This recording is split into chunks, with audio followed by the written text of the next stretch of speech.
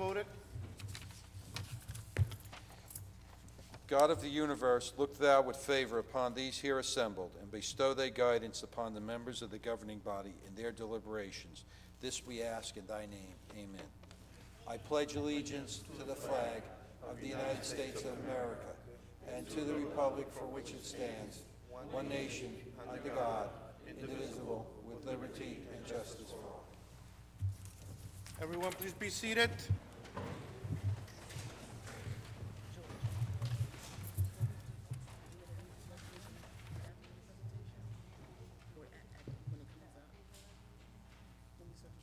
You want to read it here? You want to go down there? Okay. In the event of an emergency, use the rear doors, walk away from the building. Remember, never panic, just go out slowly. Any member of the public wishing to speak during the public comment session at the end of the meeting, please sign in on the white sheets provided right in front of me. Turn off all cell phones. They're annoying. Please turn them off. Mr. Clerk, can you please call the roll? Mrs. Orman? Here. Javik? Here. Brown? Here. Mohammed? Present. Cosby? Present. Roman? Present. Strano? Here. Yamikaitis? Here. Medina? Here. Hickey? Here. Mr. Alvarez? Here. First, I need a motion to approve the minutes of the May 15th, 2018 regular meeting and the June 7th, 2018 special meeting. Can I have a motion, please? Council President, I make a motion that we approve the minutes from the regular meeting of May 15th, 2018 and June 7th special meeting, and ask for a second. Second. Mrs. Orman? Yes. Javik? Yes. Brown? Yes. Mohammed? Yes. Cosby? Yes. Roman?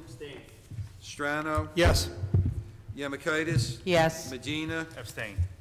Hickey? Abstain. Mr. Alvarez? Yes. We're going to start with a presentation, Moms Against Gun Violence by Councilwoman Cosby.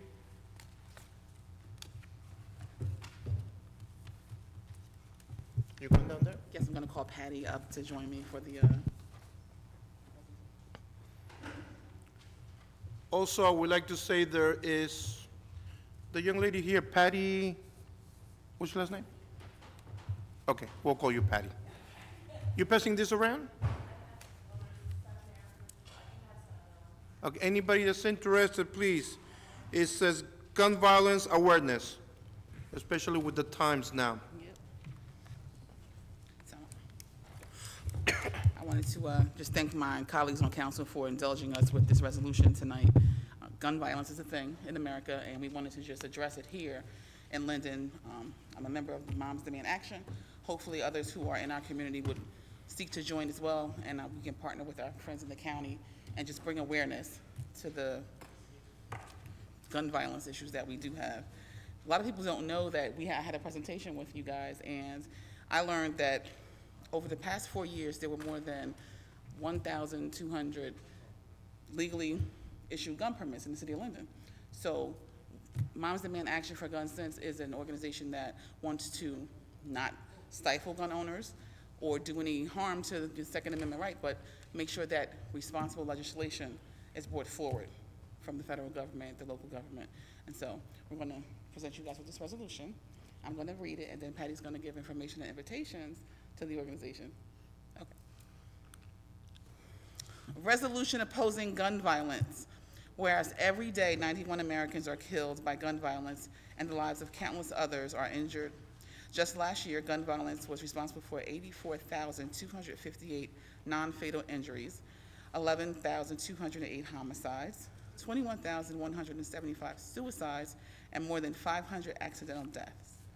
The United States has more guns per capita than any other nation on the face of the planet, with 102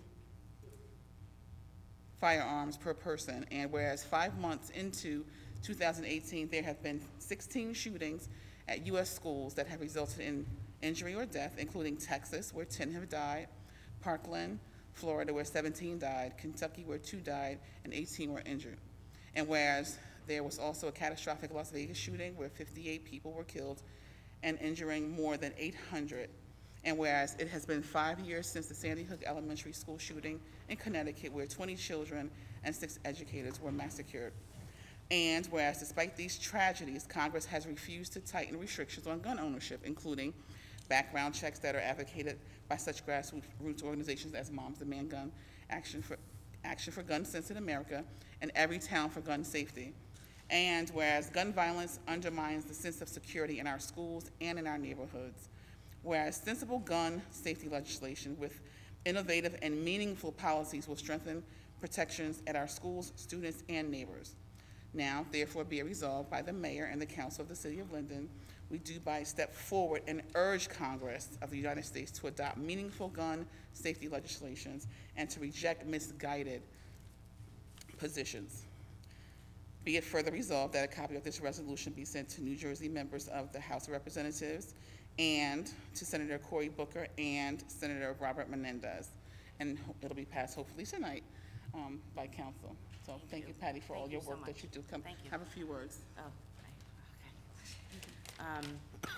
I just want to thank the mayor, the entire Linden Council, and Roshana for recognizing gun violence awareness. 2 days ago marked the 3rd anniversary of the Charleston shooting. Charleston, Las Vegas, Aurora, Parkland, Pulse, Sutherland Springs, Umpqua, San Bernardino, Columbine, Fort Hood, Virginia Tech, Santa Fe, Sandy Hook. Even without referencing the anniversary of Charleston, how many of you now hear these names and know that they have forever been coupled with a tragedy, and we will always give pause to remember the victims? Do you know the name Akil Christopher? He was shot in the forehead at the age of 14 and died 2 weeks later on his 15th birthday. His little brother, who was just 5 at the time, has become a fierce advocate for his brother and all victims of gun violence because their voices aren't heard. Do you know the name Jordan Davis? He was shot and killed in Florida because someone thought his music was too loud. His mother has chosen to channel her grief into advocacy and is currently running for a U.S. congressional seat because their voices aren't heard. Hydea Pendleton was shot and killed in Chicago on January 29, 2013, and her friends said no more. They chose to honor her life in a meaningful way to stop the senseless killing. They started Project Orange Tree because they wanted their voices to be heard, and that spawned the Wear Orange movement and Gun Violence Awareness Day. And we hope to continue this message of spreading awareness.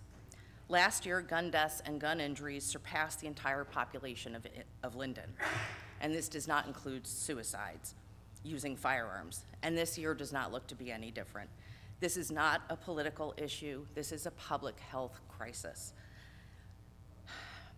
We are losing our children and our loved ones.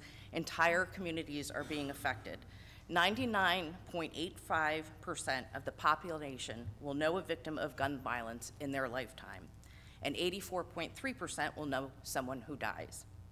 I will not accept that, and I hope you will not either. Your child is my child, your loved one is my loved one, and your community is my community, and we need to stand arm in arm and say no more. For Hydea, for all victims, we can and we must do better. Our Mercer County moms were creating an art installation in Trenton this weekend during the Art All Night exhibit when gunfire erupted and 17 people were shot and injured. Their interactive exhibit was called Imagine a World Without Gun Violence. What do you see? Right now, we see a strengthening of our resolve to work harder to make that vision a reality. Thank you.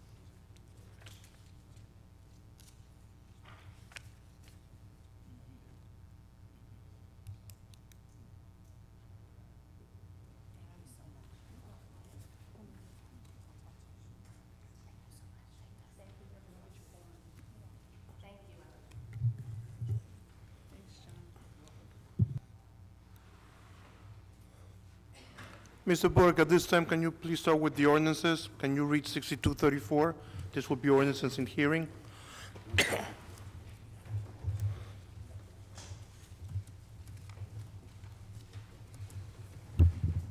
6234, bond ordinance providing an appropriation of $291,500 for the acquisition of various items of capital equipment for the police department and authorizing the issuance of $276,925 bonds or notes of the city for financing part of the appropriation. Has the ordinance been properly published and posted? Yes, sir. Any written communications received? No, sir. Is there anybody that wishes to be heard on this ordinance? May I have a motion, please? Council President, I move to close the public hearing of ordinance number 6234. Move for approval and request a second. Mrs. Ormond? Yes. Javik? Yes. Brown? Yes. Mohammed? Yes. Cosby? Yes. Roman? Yes. Strano? Yes. Yemakaitis? Yes. Medina? Yes. Hickey? Yes. Mr. Alvarez? Yes. Mr. Bode, can you please read 6235? Bond ordinance providing an appropriation of $90,090 for acquisition of firefighting equipment and personnel protective equipment and authorizing the issuance of $85,586 bonds or notes of the city for financing part of the appropriation. Has the ordinance been properly published and posted? Yes, sir. Any written communications received? No, sir. Does anybody want to speak on this ordinance? May I have a motion, please? Council President, I move to close the public hearing of ordinance number 6235. Move for approval and request a second. Second? Mrs. Ormond? Yes. Javik? Yes. Brown? Yes. Mohammed? Yes. Cosby? Yes. Roman? Yes. Strano? Yes. Yemakaitis? Yes. Medina? Yes. Hickey? Yes. Mr. Alvarez? Yes. Mr. Bode, can you please read 6236? An ordinance to amend and supplement Chapter 7, Traffic, of an ordinance entitled, An Ordinance Adopting and Enacting the Revised General Ordinances of the City of Linden, 1999, passed November 23, 1999, and approved November 24, 1999, and is amended and supplemented. That Chapter 7, Traffic, Section 7-13, Parking Prohibited for Street Cleaning and Maintenance, shall be, and the same is hereby amended as follows. You're not reading the rest? Add, That's okay. delete Hampton Street, I'm sorry, it should be add. Okay, add. Hampton Street North Side from 1 p.m. to 3 p.m. on Fridays from U.S. Route 1 to the terminus. Hampton Street South Side from 1 p.m. to 3 p.m. on Tuesdays from U.S. Route 1 to terminus. Smith Street North Side from 1 p.m. to 3 p.m. on Fridays, U.S. Route 1 to terminus. Smith Street South, 1 p.m. to 3 p.m. Tuesdays, U.S. Route 1 to terminus. Has the ordinance been properly published and posted? Yes, sir. Any written communications received? No, sir. Does anybody want to be heard on this ordinance? May I have a motion, please? Council President, I move to close public hearing of 62-33. Motion for approval and ask for a second. 6236, my apologies. Second? Mrs. Ormond? Yes. Javik? Yes. Brown? Yes. Mohammed? Yes. Cosby? Yes. Roman? Yes. Strano? Yes. Yemakaitis? Yes. Medina? Yes. Hickey? Yes. Mr. Alvarez? Yes. Mr. Bode, can you please read 62-37? 6230, an ordinance to amend and supplement Chapter 10, Building and Housing, of an ordinance entitled, An Ordinance Adopting and Enacting the Revised General Ordinances of the City of Linden, 1999, and approved November 24, 1999, and is amended and supplemented. Section 1, that Chapter 10, Building and Housing, Article 1, State Uniform Construction Code, shall be, and the same is hereby amended and supplemented as follows. 10-2, Fees. 10-2.1, Subcode Fees is hereby amended. 10-2.1.1, as per NJAC 5:23-4.1A. Has the ordinance been properly published and posted? Yes, sir. Any written communications received? No, sir. Does anybody wants to be heard on this ordinance? May I have a motion, please? Council President, I make a motion that the hearing is closed and ordinance 6237 is adopted. Ask for a second. Second. Mrs. Ormond? Yes. Javik? Yes. Brown? Yes. Mohammed? Yes. Cosby? Yes. Roman? Yes. Strano? Yes. Yemakaitis? Yes. Medina? Yes. Yes. Hickey? Yes. Mr. Alvarez? Yes. Mr. Burdick, ordinance 6238 was defeated on introduction, so can you please read 62-39? Bond ordinance restating bond ordinance 61-69, providing a bond ordinance amending bond ordinance 59-16, finally adopted by the City Council of the City of Linden on Linden, New Jersey on April 21st, 2015. Has the ordinance been properly published and posted? Yes, sir. Any written communications received? No, sir. Does anybody want to be heard on this ordinance? May I have a motion, please? Council President, I move to close the public hearing of ordinance number 6239. Move for approval and request a second. Second. Mrs. Ormond? Yes. Javik? Yes. Brown? Yes. Mohammed? Yes. Cosby? Yes. Roman? Yes. Strano? Yes. Yemakaitis? Yes. Medina? Yes. Hickey? Yes. Mr. Alvarez? Yes. Mr. Burdick, can you please read 62-40?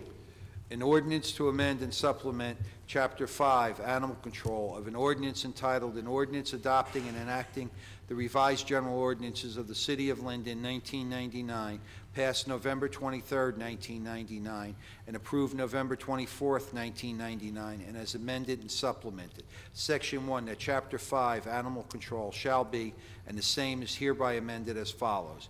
Add Section 5-5, regulating the sale of dogs and cats. Has the ordinance been properly published and posted? Yes, sir. Any written communications received? Yes, sir. I received an email from Patty Murgo. I just want to make an endorsement for ordinance 62-40. A member of the Humane Society, the county leader, informed me of this ordinance being voted on and reached out to me asking for support. As a member and executive committee member for FOLAS, we are very supportive of this ordinance. There are over 70 million animals homeless in the United States. With this ordinance in place, it will help cut down on the supply of puppy, kitten, mill animals, and people will go to a rescue for their furry family members and not go to a store and buy an animal.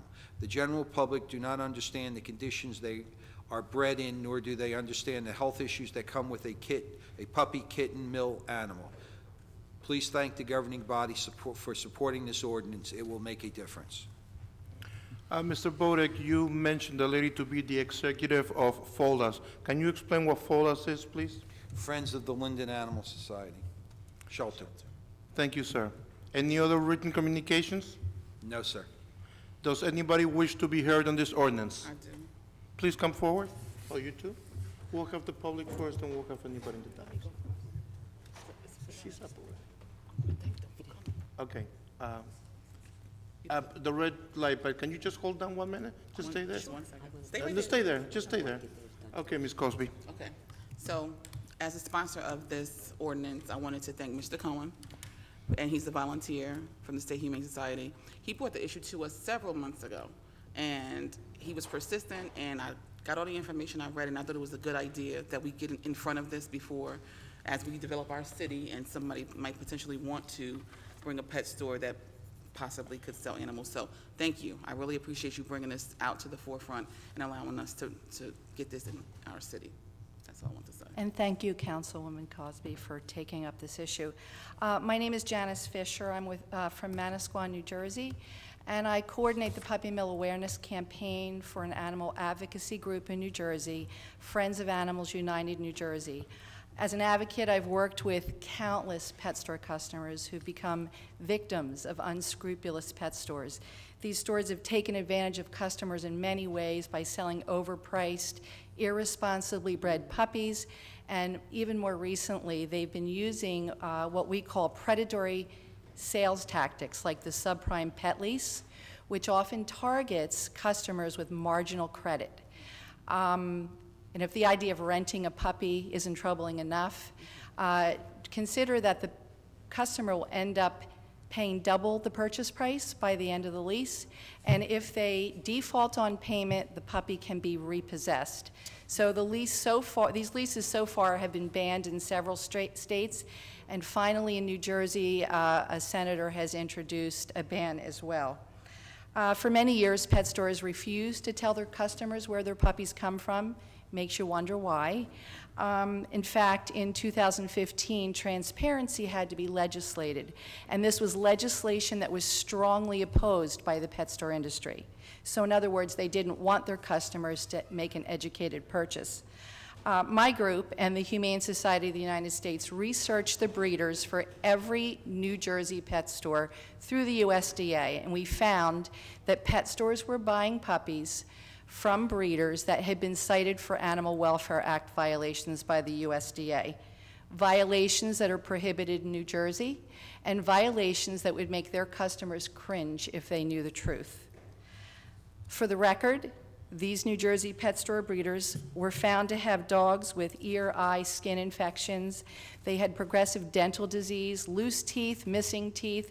In one case, one of the high-end stores was buying from a breeder whose dogs had missing jaws. They were tick infected. They had housing that was unsanitary and in disrepair. Food and water bowls were contaminated with dirt, grime, feces, and algae. This was across the board. These were not isolated incidences. And in one case, many of our high-end or self-proclaimed high-end pet stores were buying from a breeder who was euthanizing dogs by gunshot to the head. Unfortunately, the state has not been able to adequately regulate this industry. And they certainly cannot do it now because under the current administration, the federal government has removed all breeder inspection reports from the USDA database website.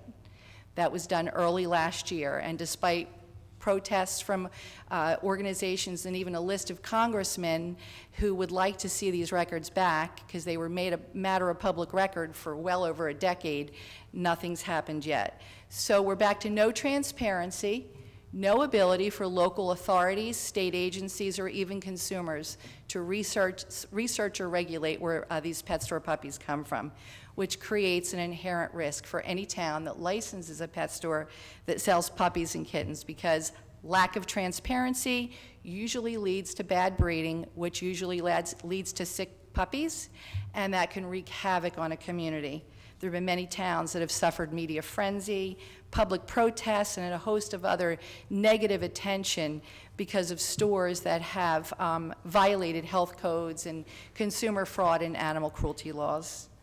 Now, as you said, Councilwoman Cosby, is the most opportune time to adopt this ordinance when you don't have a pet store in town, and I strongly encourage you to do this. Thank you. Thank you, ma'am. Anybody else? I just have a question for her, though. Quick question.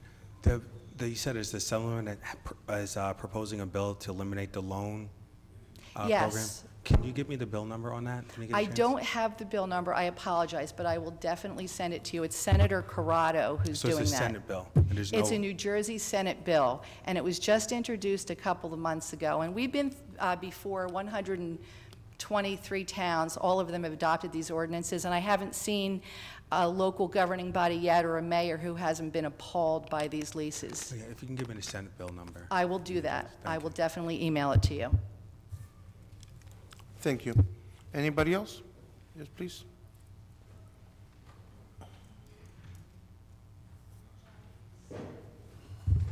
Good evening.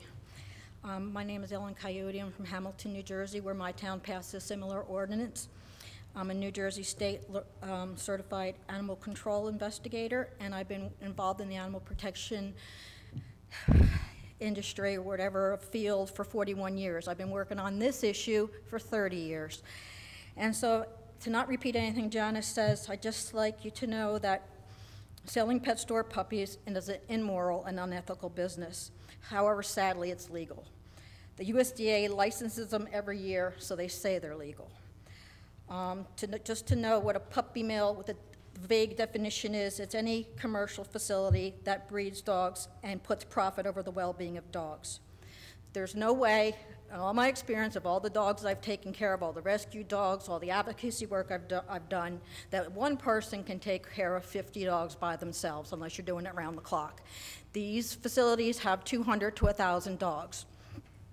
So to know that the breeders only make like $200 a dog, so you know they're cutting all kinds of corners to make some money. Without going into any gory details about how these dogs are treated or the sleazy business practices that the pet stores adhere to, I'd just like to give an analogy. This is kind of like the tobacco industry, which is another unethical and immoral industry. It causes disease and people to die, and yet it's still legal.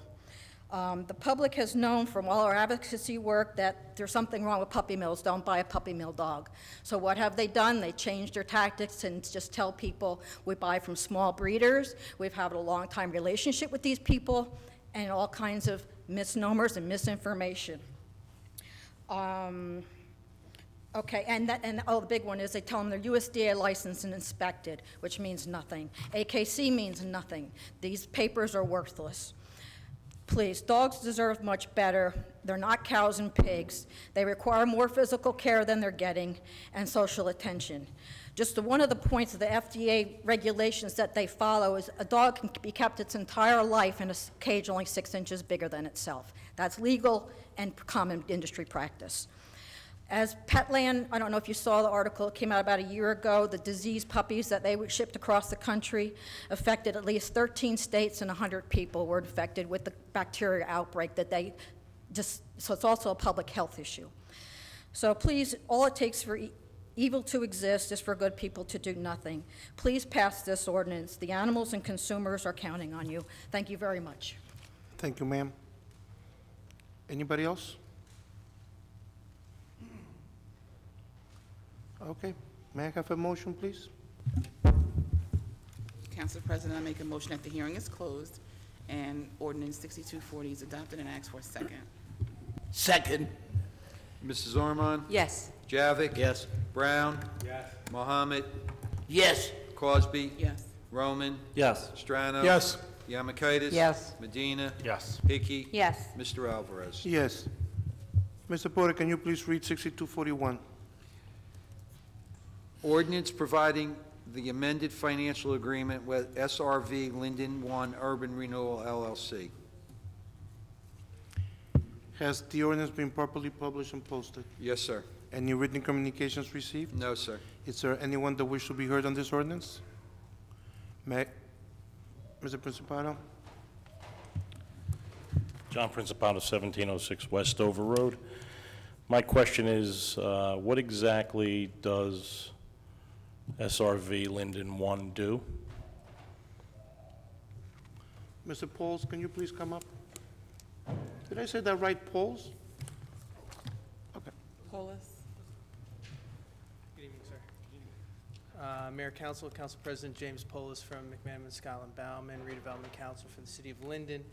As the council may be aware, about this time last year, the council voted to adopt 2 ordinances, each one approving for each phase of the project on St. George's Avenue, a long-term tax exemption agreement, which would authorize a payment in lieu of taxes or a pilot.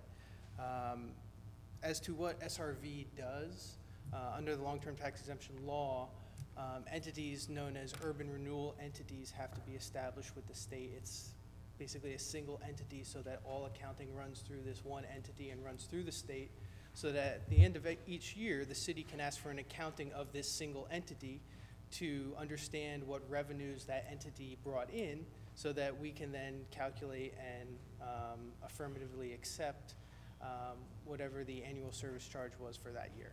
So SRV 1, although nondescript and maybe to some inarticulate, is nothing more than an urban renewal entity established and approved by the state of New Jersey for the project on St. George's Avenue to receive and collect and pass their income and revenue through, so that there can be a formal accounting and so that the city can be made aware of it. As for this ordinance itself, Previously, redeveloper anticipated it would be built out in 2 phases. As sometimes development projects do, those plans change. Now, this project is going to be built almost in 1 phase, you can say, or close enough such that the redeveloper has requested that the City Council amend the 2 separate financial agreements that would have governed each separate phase of the project into 1 financial agreement that would govern the entire project. Okay. Can I then ask what the financial agreement is? It's on file with the city. I actually unfortunately don't have it in front of me. It addresses, the annual service charge, what the minimum annual service charge has to be. And those terms are not changing. The council has already voted on and approved those. No changes to those substantive terms. It's just simply you guys approved 2 separate agreements, 1 for each phase. Now the redeveloper is just asking it to be 1 agreement that's going to govern the entire project. Have you, your firm, have they worked on other projects in Linden? Yes, we're currently redevelopment counsel for Linden, and as you'll probably see if you stay for the rest of the evening, there's many other redevelopment matters pending before the council. So, great. Thank you very much. Thank you, gentlemen. Anyone else that wants to be heard? May I have a motion, please? Yes, Council President, I'd like to make a motion to close the hearing on ordinance number 62-41. Request approval and ask for a second, please. Second. Mrs. Ormond? Yes. Javik? Yes. Brown? Yes. Mohammed? Yes. Crosby? I'm going to abstain. Roman? Yes. Strano? Yes. Yemakaitis? Yes. Medina? Yes. Hickey? Yes. Mr. Alvarez? Yes. Mr. Porter, can you please read 6242? An ordinance to amend an ordinance entitled, an ordinance establishing a schedule of titles, salary ranges, and regulations for maintaining the classification and salary standardization plan of all employees of the City of Linden, passed August 25th, 1995, and approved August 16th, 1995. Add Schedule 4-MM-4. Has the ordinance been properly published and posted? Yes, sir. Any written communications received? No, sir. Is there anyone wish to be heard on this ordinance? May I have a motion, please? Council President, I motion to close public hearing on 62-42. Motion for approval and ask for a second. Second. Second. Mrs. Ormond? Yes. Javik? Yes. Brown? Yes. Mohammed? Yes. Crosby? Yes. Roman? Yes. Strano? Yes. Yemakaitis? Yes. Medina? Yes. Hickey? Yes. Mr. Alvarez? Yes. Mr. Porter, can you please read 6243?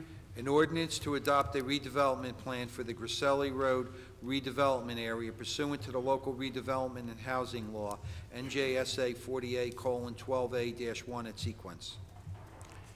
Has the ordinance been properly published and posted? Yes, sir. Any communications received? No, sir. Does anybody want to be heard on this ordinance? Please, Mr. Principato, come up. John Principato, 1706 Westover Road. Does this include any, does this include the port project that was spoken about last night? No. This does not. Mr. Pauls? This is, No, not at all. okay, I just wanted to make sure. Anybody else? Going once? May I have a motion, please? Yes, Council President, I move that ordinance number 6243 hearing be closed, the ordinance adopted, and I request a second. Second. Mrs. Ormond? Yes. Javik? Yes. Brown? Yes. Mohammed? Yes. Crosby? Yes. Roman? Abstain. Strano? Yes. Yemakaitis? Yes. Medina? Yes. Hickey? Yes. Mr. Alvarez? Yes. Does anybody want to hear music? No, right? Okay. Can the young lady over there please just keep the music down? Thank you. Unless she wants to sing. Okay, let's move to the consent agenda. All items listed with asterisks are considered to be routine by the City Council and will be enacted with one motion. There will be no separate discussion of these items unless a council member or citizen so request, in which event the item will be removed from the general order of business and considered in its normal sequence in the agenda, items 1 through 5. Does anybody want to remove any part of the consent agenda? In that case, may I have a motion for approval, please? Council President, I motion to approve consent agenda items 1 through 5, and I request a second. Second. Mrs. Ormond? Yes. Javik? Yes. Brown? Yes. Mohammed? Yes. Cosby? Yes. Roman? Yes. Strano? Yes. Yamakaitis? Yes. Medina? Yes. Hickey? Yes. Mr. Alvarez? Yes. Okay, at this time, we're going to be moving to committee reports, and we will be starting with Councilwoman Orman. Thank you, Council President. I'd like to start off my report by congratulating Councilwoman Michelle Yamakaitis and Mayor Armstead in winning the June 2018 primary. I just want to say that I am proud to be part of your team. We stood together through thick and thin, through ups and downs. We went from getting the Democratic endorsement to being kicked off the line and literally taking the powerhouse party and just running and just letting them know that we weren't afraid to work hard. The best part of being part of this team was that we just believed in each other. We stayed on track. And like I said, the consensus was, let's just get this job done. I'd like to also thank Danny Yamakaitis, who did a tremendous job at keeping us organized and helping us so much. Thank you, Danny. You were just absolutely awesome. And I got an opportunity to really know you in such a different way. I'd like to also thank our workers and our volunteers who put in endless hours and were committed to our cause as well. I'd like to thank and mention 3 dynamic young men who really were the anchor of our team, even though they didn't quite know it. Alex Laspinoso, KB Sandoval, and Patrick Gargano. Thank you so much for being part of our team, giving us the power that we needed by being our freeholder candidates. We know it was a long shot, but you guys really did an awesome job and had an extremely strong showing in Linden. I hope this is not the end of your quest to become more politically involved, but thank you. You meant a lot to us, and it was great to get to know you and your families as well. I'd like to also congratulate Amanda Medina on your win in the primary, and just wish you continued success. And I'd like to commend Councilwoman Hickey and Cosby for also being part of the democratic process. Wishing you all the best and looking forward to continuing to work with you. The democratic process works best when there are multiple candidates that are involved, and it gives people an opportunity to make a choice. And like I said, that's the beauty of our process. You have a choice who you like to vote for, and it works. So, like I said, once again, to all who have participated, congratulations, best wishes. Now as a council, we have to work together to continue to move the city of Linden forward. We have differences, but our commonality should be we all love Linden, and we all want to do what's best for our city. I'd also like to talk about the location that was formerly known as Pathmark. It has been sold. There were a lot of questions during the last couple of months, whether it was a scam, whether it was a political ploy. No, it wasn't. We have spent many, many hours with many different entities trying to get someone to purchase that location for the sole purpose of opening up a grocery store. So I would like to take this time to acknowledge Alex Laspinoso, who was part of our Linden Economic and Development crew. He is actually the head guy there. And just really give him a round of applause.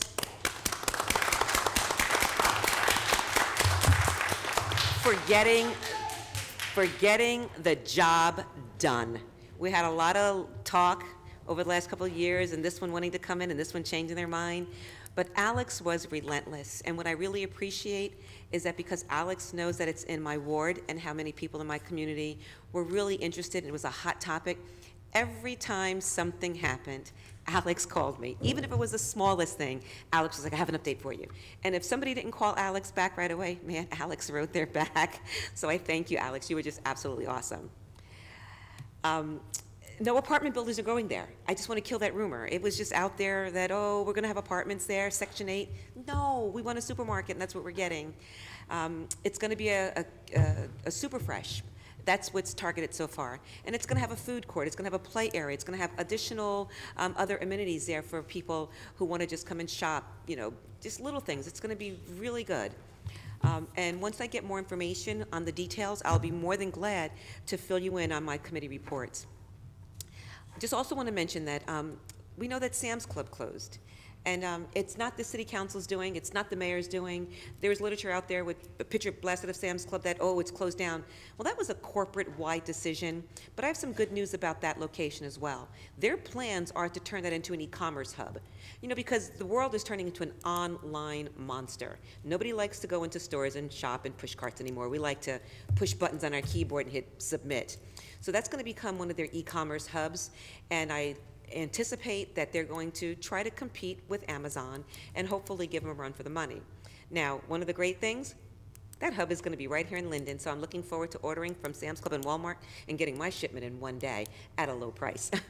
So I'm excited about that. Also, oh, we have so much going on. I just also want to mention that Friday, the class of 2018 will be commencing.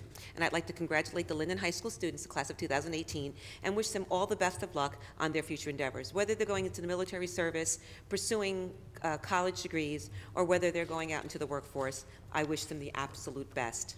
And just a reminder that our summer concert series is getting ready to, well, actually it started last week.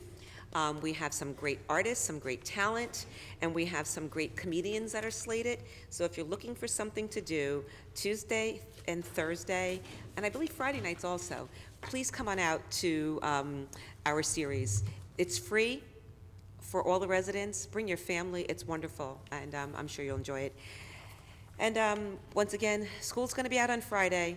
Please, please drive carefully, stop speeding, slow down, watch out for our precious children that are going to be out there playing and having a great time. That ends my report. Thank you, Councilwoman. Councilman Javik? Councilwoman, that was excellent. It was just, you covered everything. You covered everything.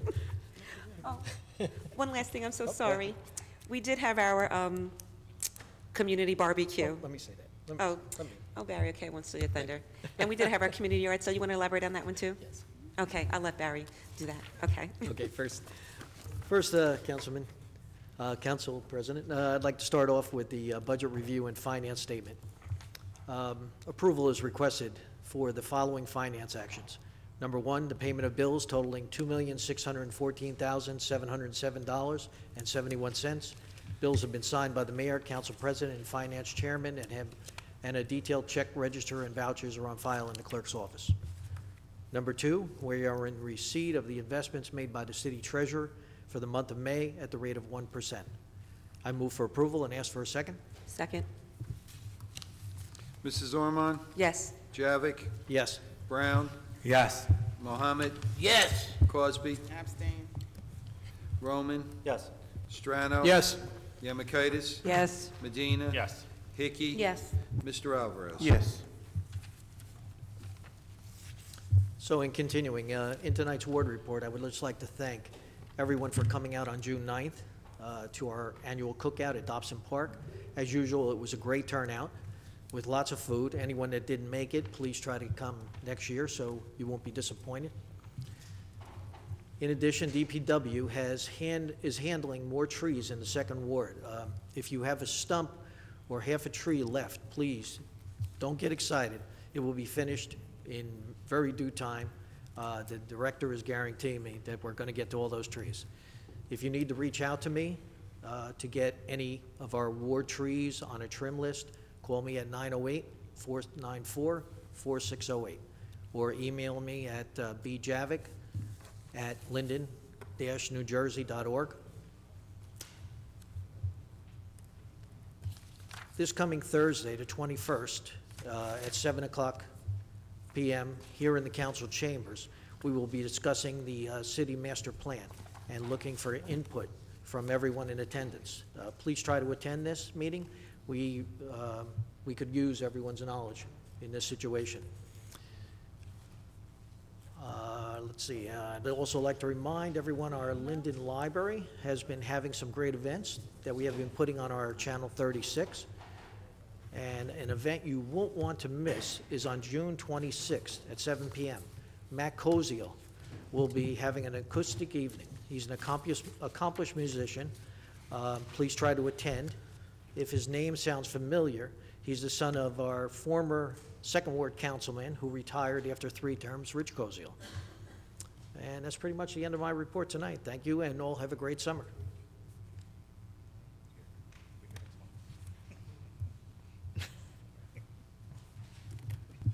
Thank you, Councilman. Councilman Brown? Okay. So a couple of things. First, I want to thank Councilwoman Lisa Ormond. Well, first, congratulations on your election. I want to thank her for all the hard work she's done over the last couple of months. It's allowed me to get some things that I need to get done outside of Linden. And, you know, she's the one that's been responsible for the yard sale. I help out in the yard sales in the 3rd Ward, as well as the barbecue that was done in the 3rd Ward. So I just want to thank her. That's what we try to do, is work together as a team. And sometimes we don't seem like that on council, but Lisa has really stepped up and helped out. I just want to thank her for that. Now, talking about events, the last couple of months I've been talking about a program involving the Liberty Science Center, and so they will be here in Linden on Sunday. Flyers have been made. They've been distributed to multiple schools. We still have a couple of schools that need to get it. Working with the Board of Education, emails have been sent out to parents as well as teachers. And so basically this day is something that me and the mayor talked about as far as bringing events to Linden that are geared towards children, whether they're educational, recreational, things of this nature, where we want to go back to the basics as far as doing things for our children here. And so the Liberty Science Center is doing this across the street from us, an all-day event between 12 to 4, with 8 different activities for our youngsters, as well as 3 presentations throughout the day, starting at the top of the hour at 1, 2, and 3 p.m. We're hoping that with the attendance of this event, the success is that we're also looking to do this next year as something as an annual thing, while partnering up with the Liberty Science Center and Board of Education.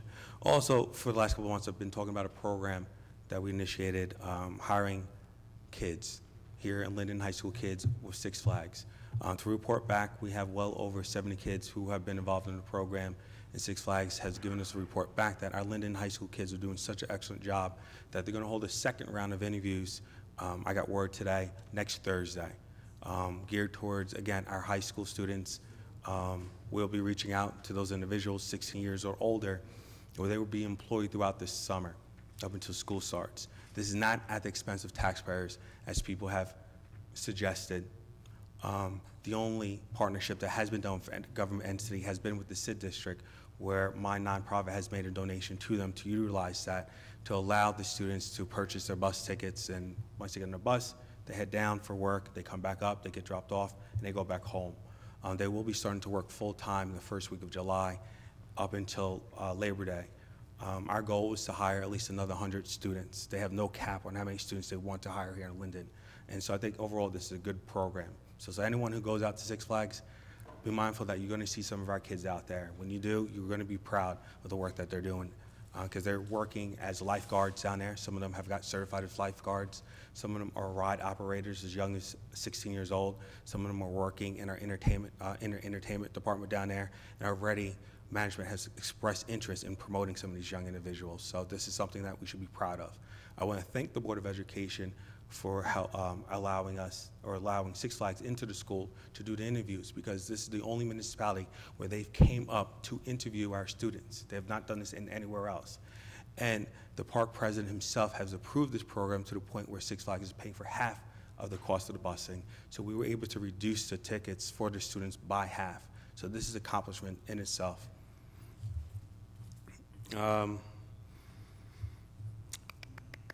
Other than that, there are some other programs that will be coming out in the works that I don't want to speak about so much now. But I do want to talk about something that is personal. I did put out that I will not be running for re-election. That's my choice. Due to this last campaign with some of the nastiness of people really seeking more power than people, and a lot of the stuff that's going on here, I feel like I want to refocus on some of my priorities as far as going back to school and achieving what I originally wanted to do years ago, which was a PhD, and focusing more on some of the social issues and things of this nature. I found that we do have members here on council who honestly do want to move the city forward. In the last couple of years, we've seen redevelopment throughout the cities that's taken place. I went through the city this year. I mean, today, you go down the street, Wood Avenue, you have redevelopment happening. You go on St. George Avenue, redevelopment is happening. And there's a lot of good things to come. And I ask that people start focusing more on the issues and not the people or the politics. Because one of the reasons I came to this decision is that I have people on this dais and the family members that over the years have personally come and attacked me and my family members. And it hasn't stopped. And I don't know at what point are we going to stop attacking people, our family members, whether through social media or through the use of their family members, and focus on the issues that matter. Our children, our senior citizens, property taxes, and overall the quality of life here in Linden. So I will be here for another year, so I'm not going anywhere. Me and the mayor have been talking about some of the projects that we're going to finish up, and you'll hear more to come. Thank you. Thank you, Councilman. Councilman Mohammed. Good evening, ladies and gentlemen of Linden. First, I'm saddened by the departure of our great councilperson, neighbor in Ward, Council Peter Brown. Council President, the health department didn't meet last month, so we don't have a report there. But I would like to say the state of the city is very extraordinarily optimistic. Contrary to popular views, the skies is not falling, downtown Linden is not collapsing, the city is growing enormous. And I first would like to congratulate the First Ward Councilwoman on a stunning victory.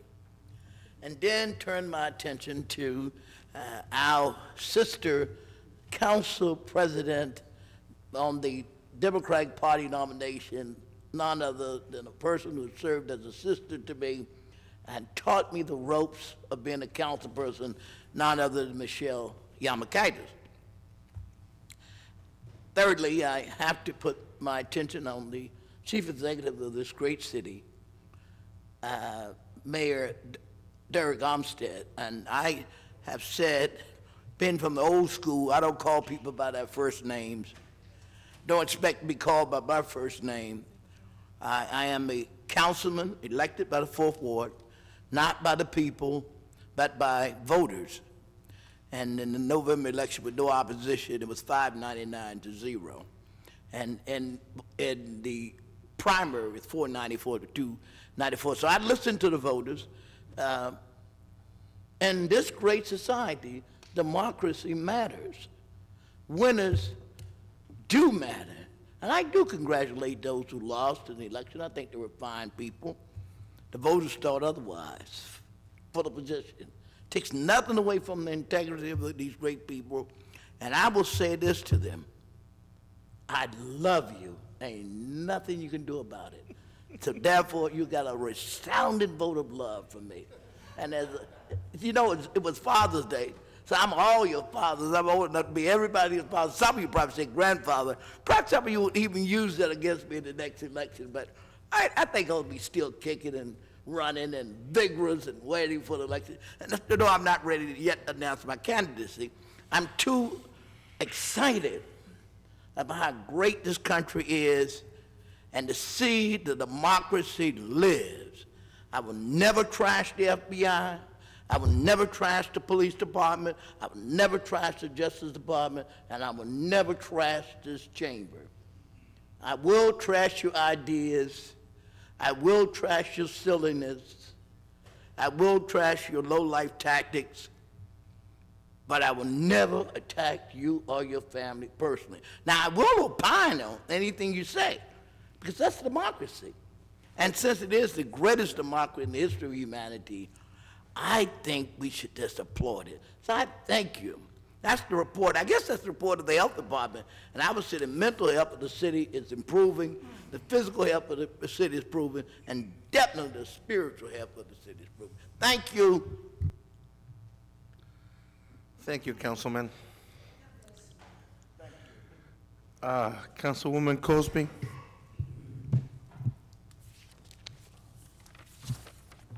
You're a hard act to follow. I'm not an actor. Thank you, Councilman.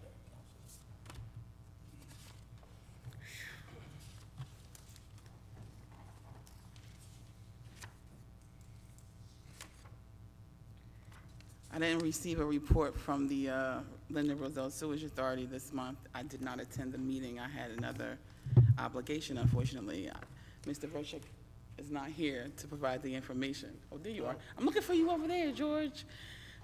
But with that, I will say that on tonight's agenda, there's going to be an alternate appointment of Councilman Strano, so I will be respectfully relinquishing my liaison position, as we don't need to double dip, and he can provide the information as the alternate member of the Linden Roselle Sewage Authority. So going forward, we should expect that report from him. From the Construction Code Committee, our committee did not meet. However, our request for the Personnel Division to, the Personnel Committee to move forward with our request to have an assistant assigned to the department head was again ignored. So every department in the city has like an assistant. We have an assistant treasurer who's here tonight. We have an assistant in other departments to, be the second person. And unfortunately, for years, we've been trying to get an assistant who has been listed on paper but not officially given a title. So that wasn't done. But in the meantime, from our committee, from Construction Code, I'm going to make a motion for the approval of the installation of a sodium vapor street light, which was inspected as a dark area in the second ward by Councilman Javik, and the poll number is 60609 LD. It's located at the intersection of Price Street and West Blanky Street, and I ask for a second. Second. Mrs. Ormond? Yes. Javik? Yes. Brown? Yes. Mohammed? Yes. Cosby? Yes. Roman? Yes. Strano? Yes. Yamakaitis? Yes. Medina? Yes. Hickey? Yes. Mr. Alvarez? Yes.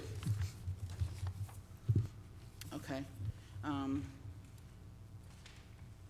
the Linden Housing Authority, I don't have an official report, but I can say to you that a request was made by management that the polling location be moved from the 1601 Dill Avenue location, and so the election board has been notified, and we'll know prior to the November election what the new location is going to be for the 5th Ward, Districts 3 and District 4, where the location is going to be. So I'll give you that information as soon as I get it. I'm going to give you a couple of dates. Also, for the regularly scheduled 5th Ward community meeting, it's going to be next Thursday. I think that's the 20th. Is that the 20th? 29th, isn't it? The 26th? The 26th, thanks, Sean. At 6:30 at the Linden Multipurpose Center. Our focus for this month is personal finance. So if you can make the meeting, please do. I know we're in competition with the Board of Education meeting. There's a concert and all kind of good stuff. So my plan for next year is to maybe just piggyback off events that come up, because I schedule in December and then stuff comes up that's more exciting and people, go to those events. But nevertheless, I've been trying for the past 8 years, and we will continue to schedule events and try and bring the information to the community. So 6:30, the Linden Multipurpose Center, and we're also going to have the patrol supervisor there from the police department and the patrol officers. A couple will stop in to the meeting to address any quality of life issues that the residents may have. At the request of the 5th Ward neighbors, like we did last year, we separated all of the fee-free yard sales because it was a challenge for people to go from one section of town to another section of town if they wanted to participate in a yard sale. So the residents in the 5th Ward, as well as the 7th Ward, are going to be able to have a fee-free yard sale on June 30th with a rain date of July the 1st. So you can start as early as 9 a.m. and you can go as late as 6 p.m. or, whatever you feel comfortable with. But it's going to be done for the 5th Ward and the 7th Ward. All right. What else do I have? I know I'm forgetting something. Look at your I notes. promised to do a short report today, so, but I do want to just make a brief statement about us working together here on council. Yes, the election is over. At the end of the day, propaganda prevailed. Mr. Muhammad will tell you that he loves me and there's nothing I can do about it. Okay, but watch his behavior and watch the stuff that he said about me and all of the lies that they said and they printed about me. I'm a woman of integrity. Anybody who knows me and has ever worked with me will tell you that I'm not going to do as I'm told. I'm going to do as I believe is what's right. And so all of this stuff that he's saying, oh, I love you and I would never do this, well, that's not true, because he said to me in my face that he handed out a letter about me because it was his opinion. So in the political arena, nobody has ever seen me take a pot shot at anybody, anybody's family. It's about me. I ran because I thought I could do a good job, and I only lost by 140 votes the last time. So whatever the voters did, they did, and there's a plan for all of us at the end of the day. So I'm going to move on and continue to do my programs. And so 8 years ago when I got on council, actually I started to try and get programs. And nobody was here, nobody was helping. When Councilwoman Ormond got elected, I had a survey going on and I got admonished because who are you to do a survey and how dare you put people's information in whatever. It was about a Linden After 3 program, for God's sake. And you're running around talking about you want to help kids. Where's the program from 2014 that I tried to get? So if you're really committed in the next year to doing anything for the kids of Linden, let's get together. And I don't want a committee, for God's sake. Let's just put people in the room, stakeholders, get it done. Linden does not have any programs for children once they reach the age of 12, period. And so we have lots of recreation opportunities, we have lots of facilities, and I say we get the work done. The survey was done in 2014. We have funding, we have grant opportunities that we've been missing. So just because someone shouts it or says it with conviction doesn't make it true. You want to watch the people's actions and their behaviors, and I believe that in my heart. So I'm here to do a job, and that's what I'm going to continue to do. And I just ask, keep my name out of your mouth, and don't say anything that's not true, okay? Because I love you still. Listen, keep saying that. God is good. Councilman? Okay? And I just want you to know that. Can I express love? No. Let the House say love. Anyway, I can be reached at 908-718-7933. My email address is rcosby@linden-nj.org. If you're interested at all in getting free text alerts, feel free to text Linden zip code 07036 to 84483. You'll get free alerts of things happening in the 5th Ward and throughout the city. And also, I just wanted to say also, I'd like to see the members of council give committee reports and reports about their neighborhood. So we're all on these committees, and some of us are on more than others and have, you know, made it so that some of us can't get on other committees, but you never hear about the committees. Tonight we have a resolution that we wanted to create an ad hoc committee to zone in specifically on one thing, and all of a sudden we have a committee for that. But you know, it's a power struggle. Somebody will say they don't want power, but I can't tell by their behavior. So just watch the words of every elected official here and watch their actions. That concludes my report. Thank you, Councilwoman. Councilman Roman? Thank you, Council President. So I am on the landfill committee, chairman, with Barry Javik and Councilman Stroud, Councilman Javik. And I do have a report. So tonight we're going to pass a resolution settling an agreement with, we had some violations up at the landfill. So it's an agreement with NJDAP that's been going on for a while. It was like 32 or 33 grand, and Mr. Verchek and his team went down to Trenton, negotiated down to $7,500, something like that. And it was a big win for us. I want to thank engineering for their work on that. The landfill, and again, I'm new at this, but the landfill's a money pit. I'm sure it made us a lot of money back in the day, but or whatnot. But we are, you know, we have to dump a lot of money into it to stay up with state standards. Our engineering firm is coming to us with a report to reassess the what's best, what we should do with the solar fields. Should we own them? Should we lease the land and make a little bit of money? But we need to find a way to get some revenue in here to offset the amount of money that we're spending to upkeep the state standards of this thing. So, the best offer we offered so far is 125 grand a year. It wasn't good enough. The mayor didn't think it was good enough. I didn't think it was good enough. No one else in the committee did. So we're looking for a better option. I can't discuss the particulars of the Fiabilia offer as we discussed last meeting, but we're back on the drawing board for that. We're trying to maximize the amount of revenue that we're going to get for that piece of land. Wood Avenue paving is going to continue after 7 p.m. for the next few nights at least. Please know that you can't cross over Wood Avenue. After 7 p.m. you're not going to be able to. So avoid it. Meridia Lifestyles 2 is continuing their progress. They're digging 3 levels underground. We're having a lot of problems with people walking in the street up against the rail towards, we basically, there's no sidewalk there, and people are walking the area, and again, I live right there. Please walk across the street and stay on the sidewalks. Soon we're gonna have nice new crosswalks for you to walk on, so please use them.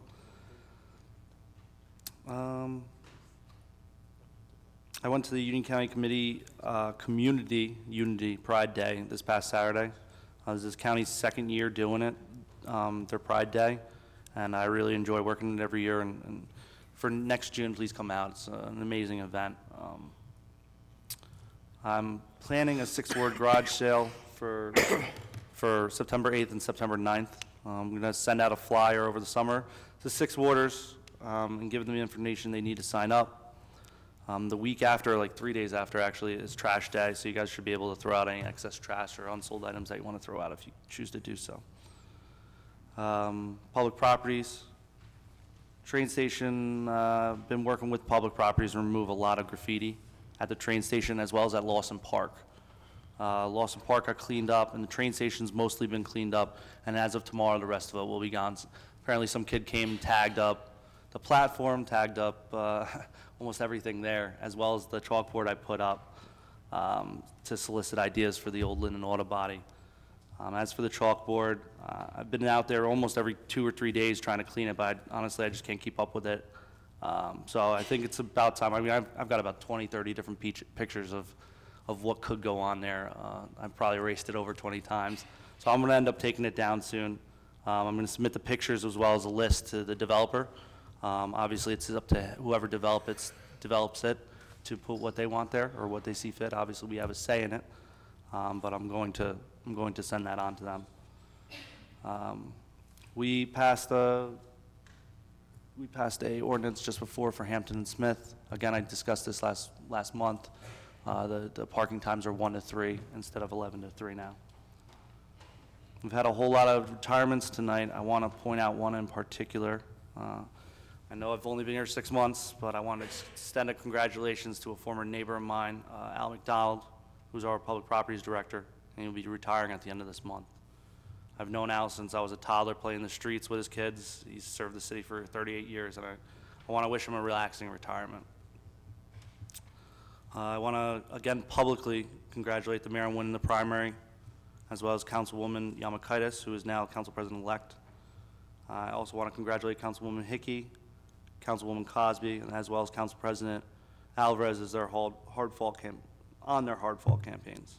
Want to congratulate Councilman Medina as well as Councilwoman Orman for winning their primaries as well. Standing up for what you believe in and running for elected office is personally one of the hardest tasks I've ever undertaken. It consists of unbelievably long hours, hard work, an untold amount of stress, public ridicule, and sleep deprivation. And every single one of you should be proud of what you were able to accomplish here. It's time that this city heals. It's time the city officials spend their energy working together as opposed to tearing each other apart. And the step to doing this is showing each other respect. The second step into it is communicating with each other. And this is something I sat at that podium begging for years upon years. We need to communicate with each other face to face and on the phone, as opposed to Facebook or memos or newspaper articles or lawyers. None of us are perfect. You know, someone may come to you and say, oh, you're perfect. No, you're not. Only God is actually perfect. And I'm sure there's going to be hiccups in the road, as there always is, but we need to actually physically dedicate our energy towards healing and towards showing each other respect. And again, I sat down there asking for it, and now as your colleague, I ask for it again. So I also want to thank Councilman Brown for his years of service to the city of Linden. He's not here, is he here? I read recently he was planning on resigning his seat. He just reiterated that he's staying on until next year. Peter and I haven't always gotten along, and we have butt heads a lot, but I hope he finds peace and tranquility and fulfillment in whatever he plans to do next. I have at least a half a dozen trees on the cut down list. If you guys need trees cut down or you think one's dead, call me. I'll be right over, and then I will start pestering DPW to get it taken out and get it on the list. And Wells Sidewalks, call me, email me. My phone number is 908-494-5784. Whatever it is, big, small, call me. It's my job. It's why you guys hired me to be right out there and help you guys out. So thank you, Council President. Concludes my report. Thank you, Councilman. Councilman Strano? Thank you, Council President. I have a report in my possession that has to be read for the personnel, and we'll ask for a second at the end of it, and we'll vote on it. Number one, in the police department, we have A, permission to hire 11 police recruits from the attached list pending successful completion of pre-employment requirements effective July 2nd of 2018. Item B, the retroactive appointment of Louis Safner, effective March 27, 2018, as a group leader in Central Dispatch with the authorized stipend of $2,500, which will be prorated.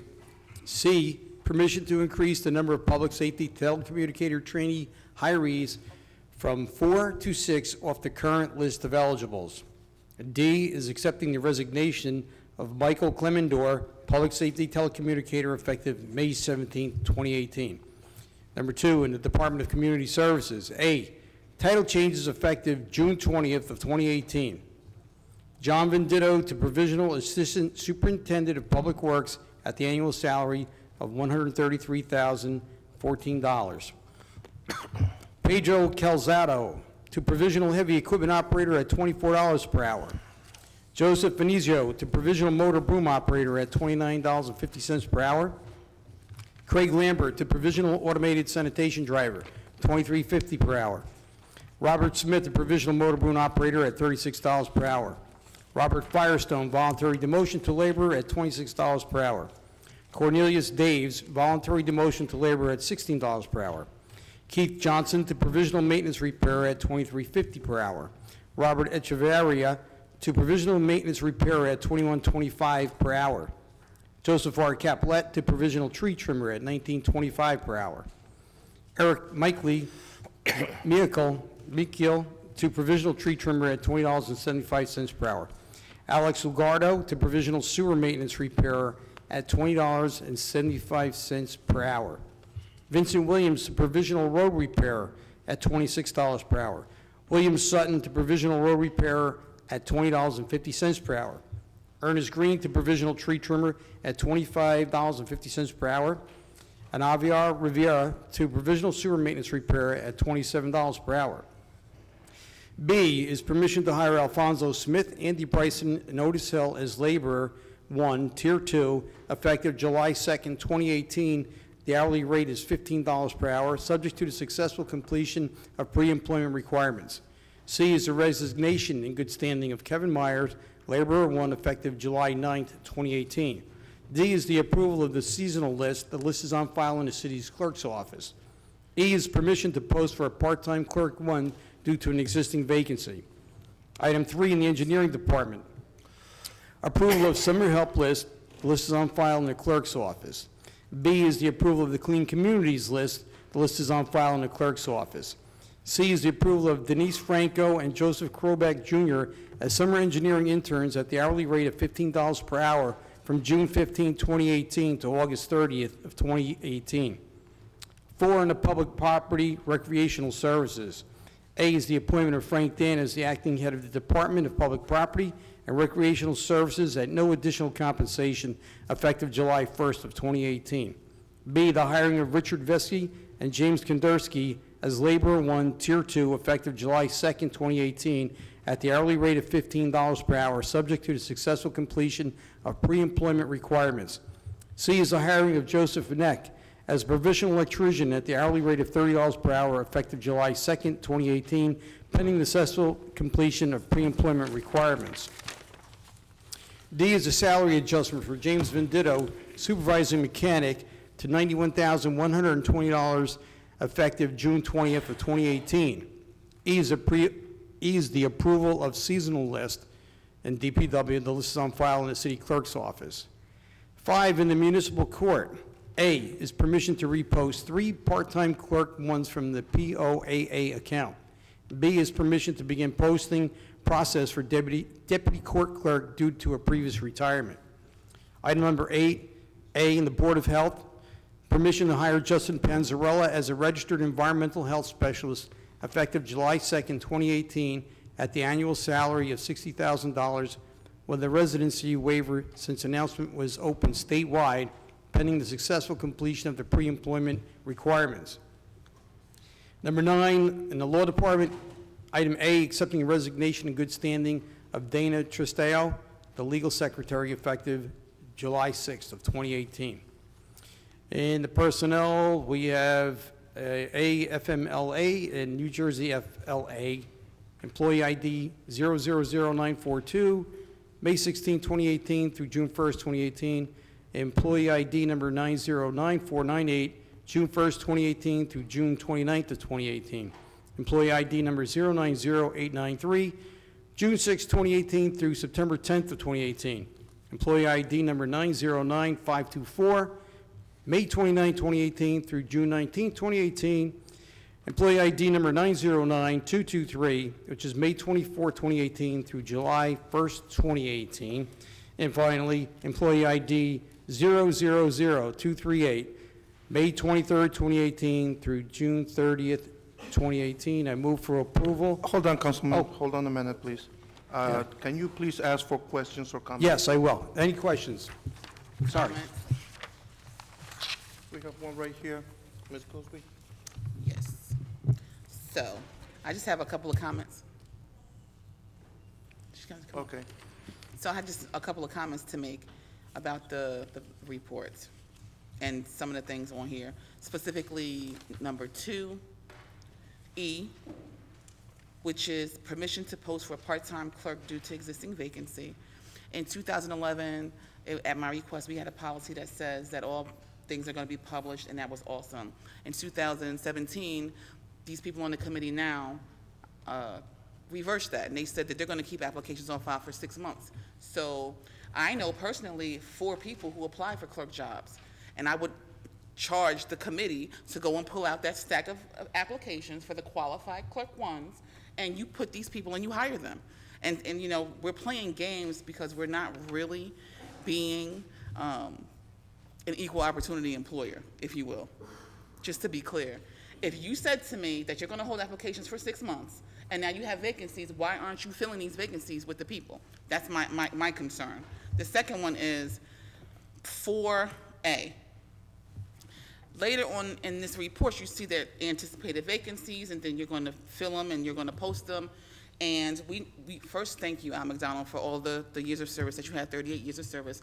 Al and I have butt heads on a lot of issues, but he and I agree on one thing, that I have always been fair when it comes to the matters of personnel in any department. So for me to see that we're appointing someone who just walked in the door off the street, and with no offense to you, Mr. Dan, at all, please, with no recreation experience, when we do have people in recreation right now doing the job. When the director was on vacation for those 4 weeks, who did the job? The other people in the department. So now we're going to make somebody enacting something with no experience when you have capable people in the department. To me, this is, I'm not even going to classify it, but it's wrong, it's improper.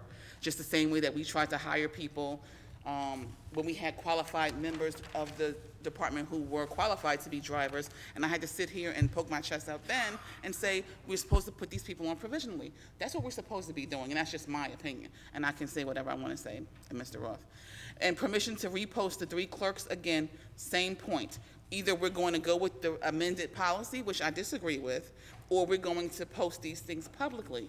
So there's 4 clerk positions here, and I know there's another one for a full-time clerk for a vacancy that recently became from last month's transfer of an employee. That's not even on here. And so we're doing a disservice to the public because now there's nobody to do the work. So people have to double up on their work, but I just don't get it. I don't get it. I feel like this committee and the committee from last year are they're reversing a lot of the fair and transparent things that we were doing before this committee, barred me and others from sitting on the committee. So when you talk about transparency, I think in our operations of the city, especially when it comes to the employees, there needs to be true transparency, period. And those are my comments. I'm going to abstain on all of this because I don't want to offend anyone by cherry picking what I disagree with. So those are my comments. Councilman Brown? Yeah, just 2 comments, and as you see, we're trying to keep a nice, calm meeting, and 2 things that come to mind. I just want Alan Roth to clarify, because we should not be putting statements out there that we're not an equal opportunity employer, and that was stated. Alan, do we have any violations or any issues when we go to our hiring practices that you are aware of? We comply with all the EOC rules, all the harassment policies. We go through a series of checks and balances that were put in by the council, put in by the personnel committee. It's a little heart-wrenching that the councilwoman does not believe that we're doing the proper thing, which we are. I have no problem sitting with the councilwoman. I'm sure she would not either, to go over our process and make sure she understands it. We follow the rules. We've never been cited by the civil service, never been cited by the EOC for any issues. We've had complaints, but no one's ever cited us. I don't think that was my issue. Please. Thank you. No, he's trying to make it seem as if I made it. No. Let them speak. You can speak No, afterwards. because they're making it seem like I said something I didn't say. In my opinion, let me just restate it. In my opinion, we're not being fair and equal to the members of the public. I'm not saying, Councilman Brown, that we violated the EEOC by any means. What I'm saying is they changed the policy that we put in place, and they're not doing what they said they were going to do, which is go to the qualified candidates and hire them when the vacancy became available. Okay. That's what I was saying. All right, Can I you made finish your my statement. question? Councilman Brown, can Thank you you. please finish? 2. Also, to prevent this back and forth from going back and forth, we have meetings on Monday for Tuesdays. And a lot of these issues that the councilwoman is expressing, which again is her opinion and everything else like this, I ask, rather than every month that we do this, on Monday when we talk about these, that you talk about it back there, because what's becoming a habit, unfortunately, what we've seen the last couple of months is that individuals are listed on the personnel for transparency to the public. And what happens after a while when misinformation is going out there, it's affecting the lives of these individuals that are coming back. And so this is why we have meetings on Monday in executive session to discuss personnel issues, and it should not be done here on the dais. I ask Council President that in the future, again, that we discuss this behind closed doors, because it's evolving, that now people's personal stuff and slated and misinformation is being put on Facebook, and it's having repercussions on the morale of our employees and misinformation out to the residents. So this is something, again, I'm asking you that we discuss. Do you want me to control Facebook from you guys? No, Are you kidding me? Council President, if I can clarify what I'm saying, is that when we have issues like this regarding personnel, they should be discussed in executive session like we do every Monday, and not on Tuesday and catch us all by surprise. That's all I'm saying, Council President. Thank you. I disagree. The public has a right to know, and I have an opinion, and so he wants us to do everything Point of order, behind please, closed Mr. doors. Council President. This is public information. It's a public report. I haven't disparaged anyone. All right. I haven't said anything negative. Roshana. I'm just saying no, because you know why? Because they keep making it a victim issue. No, yes. but it's going to go back and forth for no reason at all. Let's end it right here. Okay, Mr. Principato? Short and sweet, do not ask any questions, make a comment, and... On 4A, I had the pleasure of being at the caucus meeting yesterday, and Al McDonald stated how many parks we have in the city. We have a lot of parks. And what I'm wondering is, and Frank Dan also said that his department was inundated, okay, because of the trash and so forth.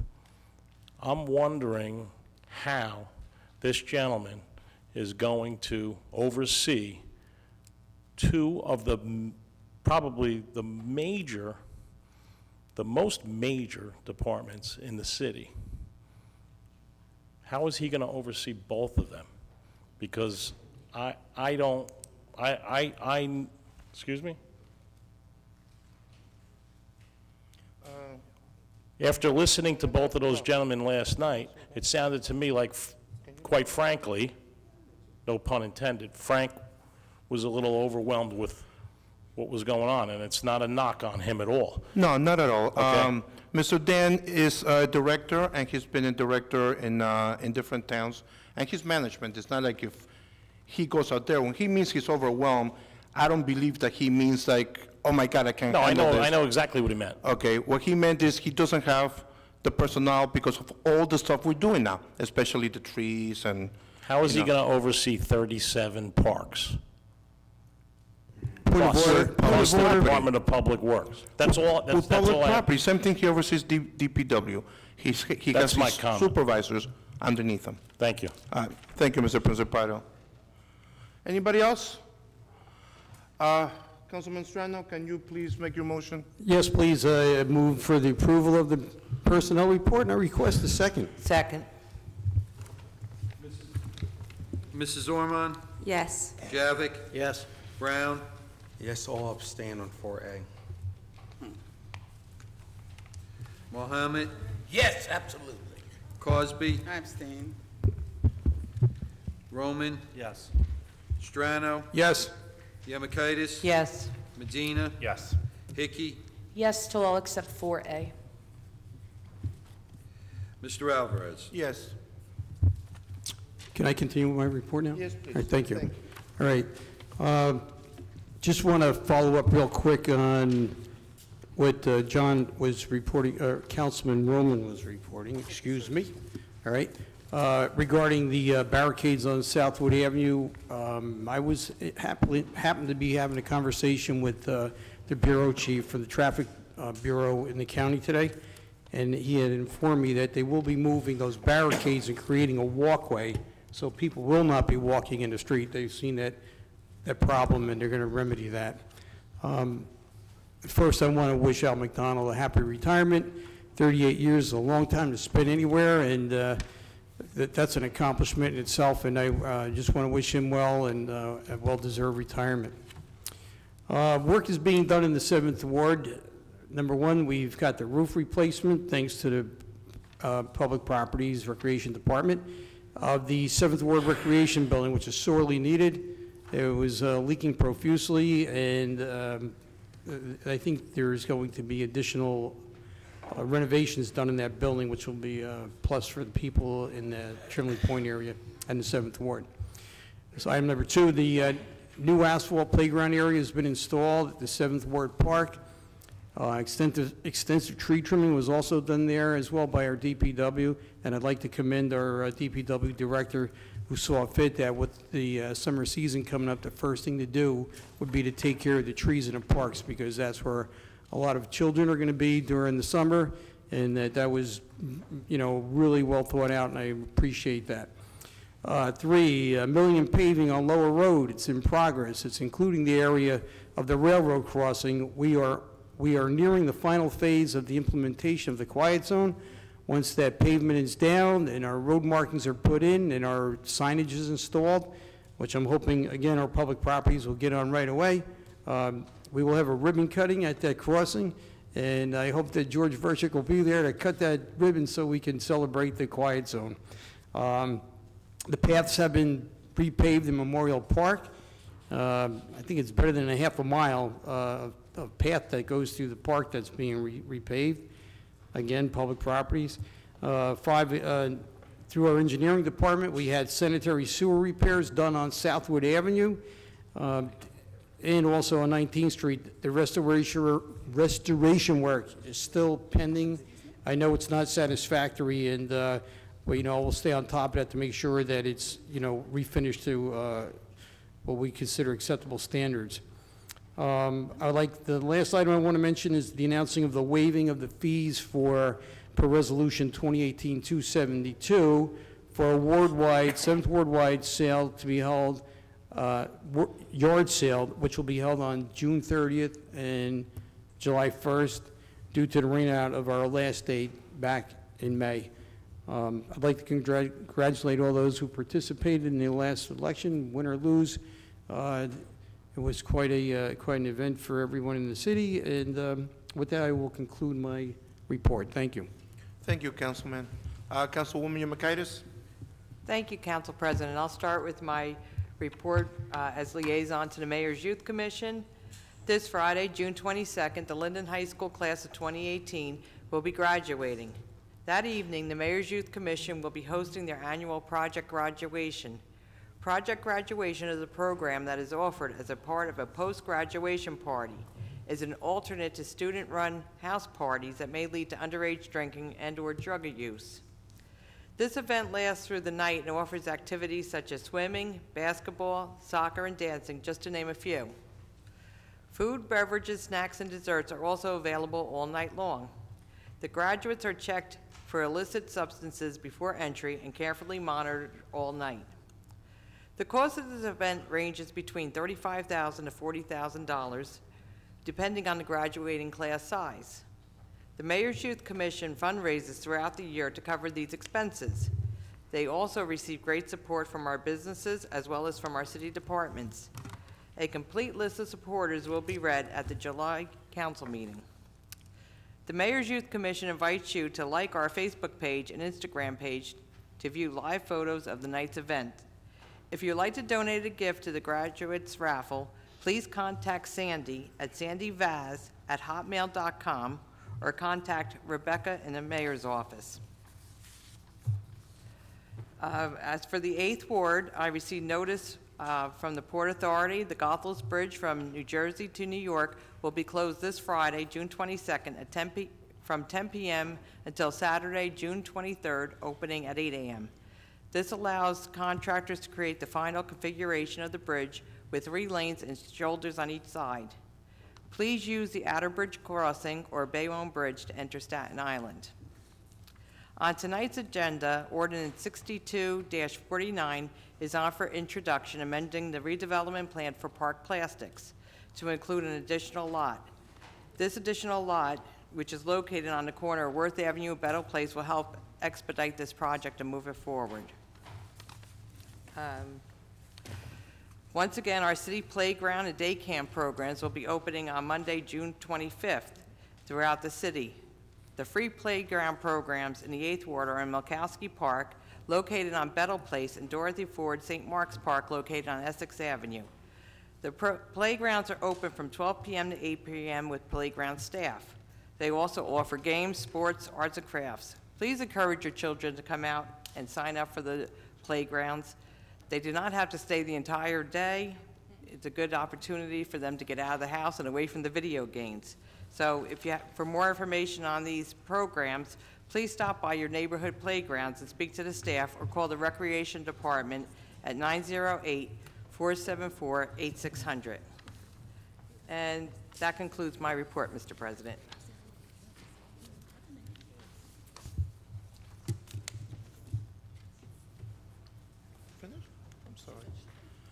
Thank you, Councilwoman. Councilman Medina? Yes, good evening, everyone. I do have 9th Ward report and a library report, and since Councilwoman Cosby, called out the committee reports, I will be providing a quick report on the IT committee, which I'm chair of. For the library, bear with me 1 second, I had it here, I apologize. The There's a lot of upcoming events at the library, but please check the library Facebook page, website, or stop by the library circulation desk. They have event flyers that you can pick up there and just get up-to-date information. The next music event is Tuesday, June 26th at 7 p.m. Matt Cozio will be performing. Also, adult summer reading program begins July 2nd. You could also enter to win a gift card from Barnes & Noble. So again, just please, I encourage everyone to stop by the library, check out the Facebook or their website to gather more information on all their events that they have happening. So that's that on the library. As for the IT committee, and I normally do not do an IT committee report, but just want to share with you guys some of the things that we're working on. Councilman Brown and Mayor Armstead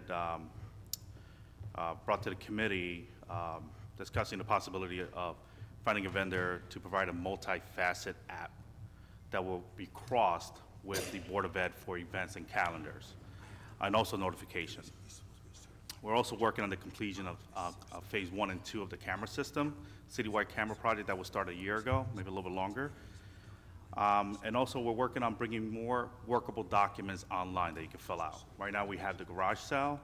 We also have the dog license application available online. So we're trying to streamline the process when it comes to advancing technology to the public. So, and late last year we did launch our latest version of the city website. So I hope everyone had the opportunity to check out our city website. And any feedback on any changes that we can make to maybe improve it or change some layout and whatnot, please reach out to myself, mayor's office, city clerk. We'll take that feedback and we'll discuss it in the IT meetings. As for the 9th Ward, I received a few calls on the conditions of Wilson Park, the tennis court. I brought it up last night. I spoke to Director Al McDonald. He informed me of an award, of a grant that we were just awarded, and hopefully looking to replace the tennis court next year, along with other improvements throughout Wilson Park that is currently shared with the 1st Ward. So that's pretty exciting. It's a huge park and is heavily used by the public. The shade tree commissions are out trimming trees along DeWitt Terrace.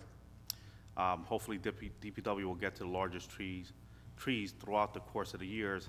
And I did just receive another tree trimmer request today from a young lady back there on Raritan Road. So I'll be adding that to the list for the county. So, a lot of tall grass complaints have been coming in. They are being addressed. We still have a few bank-owned properties throughout the ward that, again, are being addressed and being looked at. Our Board of Health Department, Nancy Koblis is back there. Her team does an amazing job on handling all the calls and emails and complaints that we're receiving as the governing bodies on these empty properties. It is pretty tasking, and they're doing an amazing job, so please, we just ask folks to be patient. And we do have a system in place that is working. So we do have city contractors out there. They will cut this grass, and we'll put a lien on those properties. So we do have a process in place, so please, we just ask for folks to be a little bit patient. Lastly, I just want to congratulate Mayor Armstead and Councilwoman Ormond on their re-election. Also, Councilwoman Yamakaitis on her election for Council President. Also, just want to thank everyone that threw their name into the democratic process. Councilwoman Hickey, Council President George Alvarez, you know, again, win or lose, you threw your name in the hat, and you did the best you can. It takes a lot of bravery, and it takes a lot of time for your family, so it's a lot. And I also want to thank all my supporters that came out on June 5th election, I believe. Yes. I've already forgot the date, and their support towards me. I ran unopposed, but again, the numbers and were just amazing for the supporters. I'm always available via cell phone, 908-986-6100. It could be text on my cell phone, or you can just email me, amedina@linden-nj.org. Please be safe. School's coming out. We'll be out soon. More kids in the park, more kids on the roads, more bikes. Be cautious when you're driving. I'll now conclude my report with that. Thank you. Thank you, Councilman. Councilwoman Hickey? Good evening, everybody. Thank you. Not even my resident, it's Armando's resident, but thank you. First, I'm going to give my committee reports. as chairwoman of the Linden Fire Department. The report from the ambulance reimbursement system for the month of May was $65,202.73, giving us a grand total for 2018 of $371,782.35. Let's see, licenses, permits, transcripts issued by the city clerk's office during the month of May. City revenue was $4,527.27, and state revenue was $650. And lastly, from the fire department, I guess I skipped around a little. The following monies for the month of May 2018 was $9,857.90.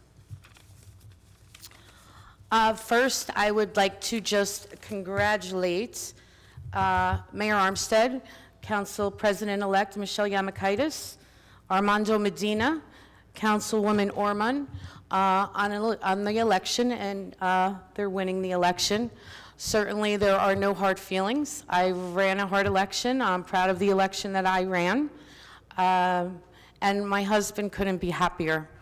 Back to reality, I thank everyone for their support.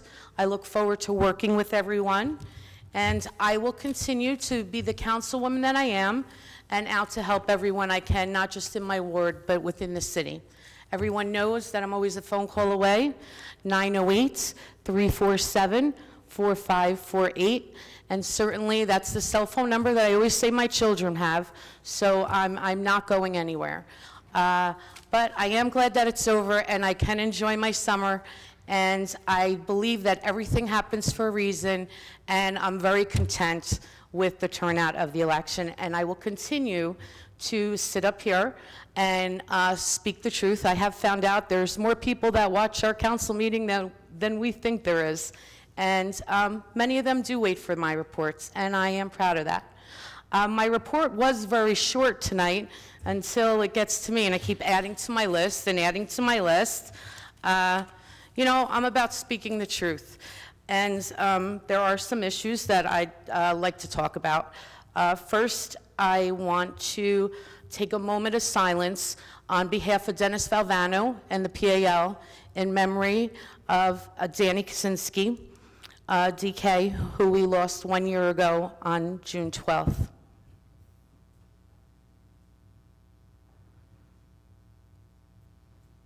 Thank you. He was a big advocate to our children, to many families, and he did amazing things in the city between baseball and basketball. And it was nice to have memories on my phone pop up the other day of him and our children, and many of us have lots of pictures of that.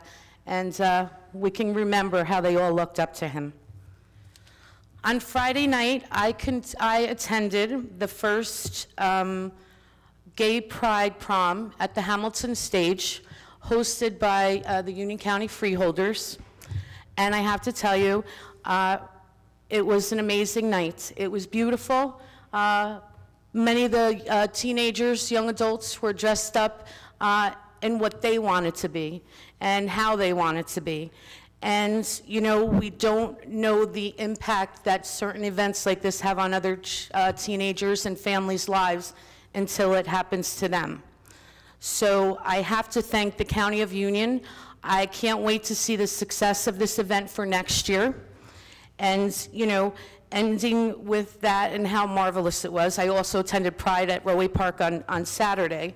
But the hypocrisy from certain council members in their speeches tonight regarding Facebook comments and remarks, you know, please, practice what you preach. You know, you're talking to a woman, and you know what? Yep, my son is gay, and my son was wished dead on social media, and I will never stop saying that up here.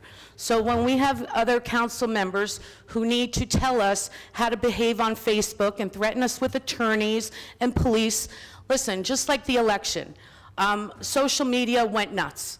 And certainly the mayor can't help what people write on social media. I can't help what people write on social media. Please look at my Facebook. It was all positive. So is the mayor's. You know, They call it crazy season for a reason. But certainly up here, I'm not going to take remarks from a councilman who thinks his opinion on what maybe my family members and the threat of attorney matters, because it doesn't. And with that being said, certainly Sid did not receive your donation that you just mentioned before that you made to Sid, Councilman, so I'm sure they'll be anxiously waiting for that check. Before Councilwoman Cosby was talking about the personnel report. And the problem is, you know, we do discuss these things on caucus on last night. But even last night, you know, and it wasn't from the mayor, it wasn't from Council President-elect Michelle Yamakaitis, but the remarks and digs that were made at myself, Council President Alvarez, Councilwoman Cosby, were disgraceful, immature, unbusinesslike. And unless I sit up here and speak about it, people don't know. You know, you can call me, you know, causing drama or whatever you may think I'm speaking, but what I'm speaking up here is the truth. And unless I say something about it, people don't know, the residents don't know, the taxpayers don't know. It wasn't nice. And this is the same council person that's preaching tonight about, you know, social media and threatening me with an attorney. Keep threatening me. The worst thing you could do is wish somebody's child dead because he's gay, so call on the attorneys. I want to let you know that I want to congratulate many of the employees from DPW on their title changes. I know many of them have been waiting very long, and it's very well deserved. Frank Dan has been doing, Director Dan has been doing an amazing job. And I know I voted on the personnel report no to 4A. I feel that there's a lot of work to be done in our DPW department, and I think Director Dan has a lot of work to do and has his hands full, and we do have a large park system. I also believe that, as I've said before, is about people moving up the ladder who have worked here for a long time. There was an instance that was discussed last night. One of my dear friends, and she's actually my treasurer, put in for a clerk position in another department. There was actually 2 open clerk positions. They kept one open.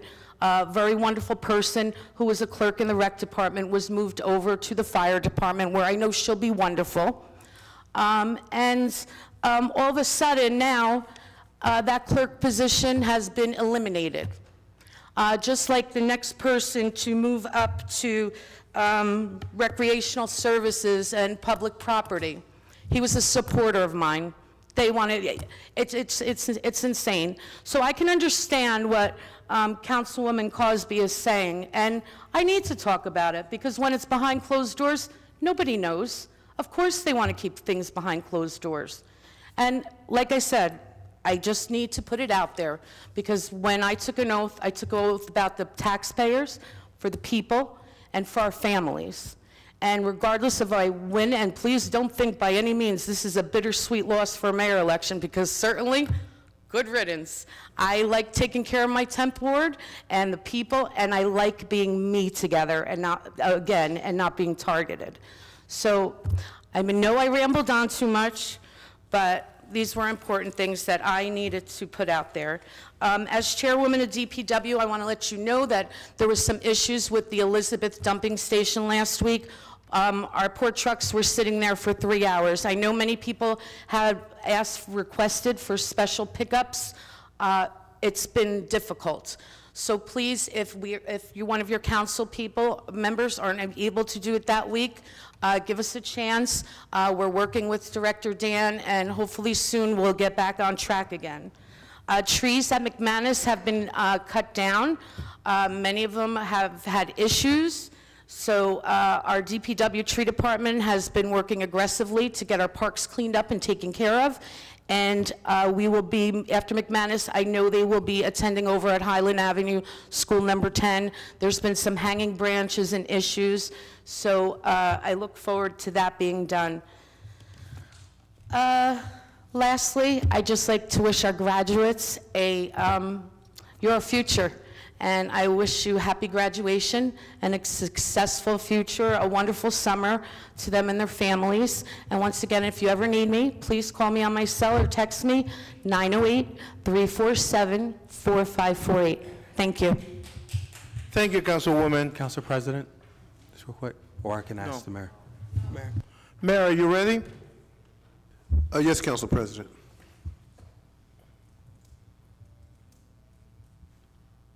Council President, I think Councilman Brown is trying to get your attention. He just wants to start a debate. No, I'm not going to start a debate. Council President, when accusations are made, I just want to put it out there to the public. Very simple. Transaction number 72452121131. That is the check number that was made out to my nonprofit, to SID. I'm a member of SID, and we have not had a meeting which is scheduled till July 1st. Therefore, I don't know how you would know whether a donation was made or not when we did not have a meeting in order for that to be recorded into our minutes. And it's coming out of account number, the last four numbers of 1556. So Ms. Hickey, I'm sorry, but please get your facts straight. That is a fact that I have no problem making it public and putting it out there. But it's sad that I have to resort to tactics like this to combat the misrepresentation that's coming directly out of a Chase account number. Let me restate again. Last four numbers, Ms. Hickey, you got a chance to speak. I've had enough of All right, days. stop. Mayor, please. I apologize. I thought If you like, you can make a donation. Stop, Councilman Brown. I thought he had something more to add to one of his reports. I do I'm apologize. sorry, Mayor, but yes, the floor is yours, please. Just yours. Okay, good evening, everybody. First, let me congratulate Lisa Ormond on her reelection, Councilman Medina on his reelection. I'd like to congratulate Michelle Yamakaitis on her being elected to the council president, council president-elect winning the primary. I'd like to thank all those who participated in this election because, again, as many mentioned, elections are not easy. They take you away from your family, and they can be draining, to say the least. I'd like to say congratulations to our freeholder candidates. Although they did not win countywide, I don't think many people know that they did win here in Linden. They secured more votes than the other freeholder candidates right here in Linden. And I think what that tells us is that their message was being heard. They carried a very serious message about stabilizing taxes and giving the Linden residents a break that is so desperately needed. And it's something that we've talked about a number of times. We've talked about just having a tax holiday, okay? Just for a couple of years until we can figure out where we're going so we can help our seniors who are having a difficult time keeping their properties and just trying to live. So I thank them for going out with their message, and I thank them for working hard and representing themselves and showing that they had the city's best interest at heart. So moving on, it's been a good month. On June 6th, we had the closing of the old Pathmark property by a gentleman by the name of Howard Lee. Now, Howard Lee owns 3 stores in New Jersey and 5 in New York, so he's no stranger to the supermarket business.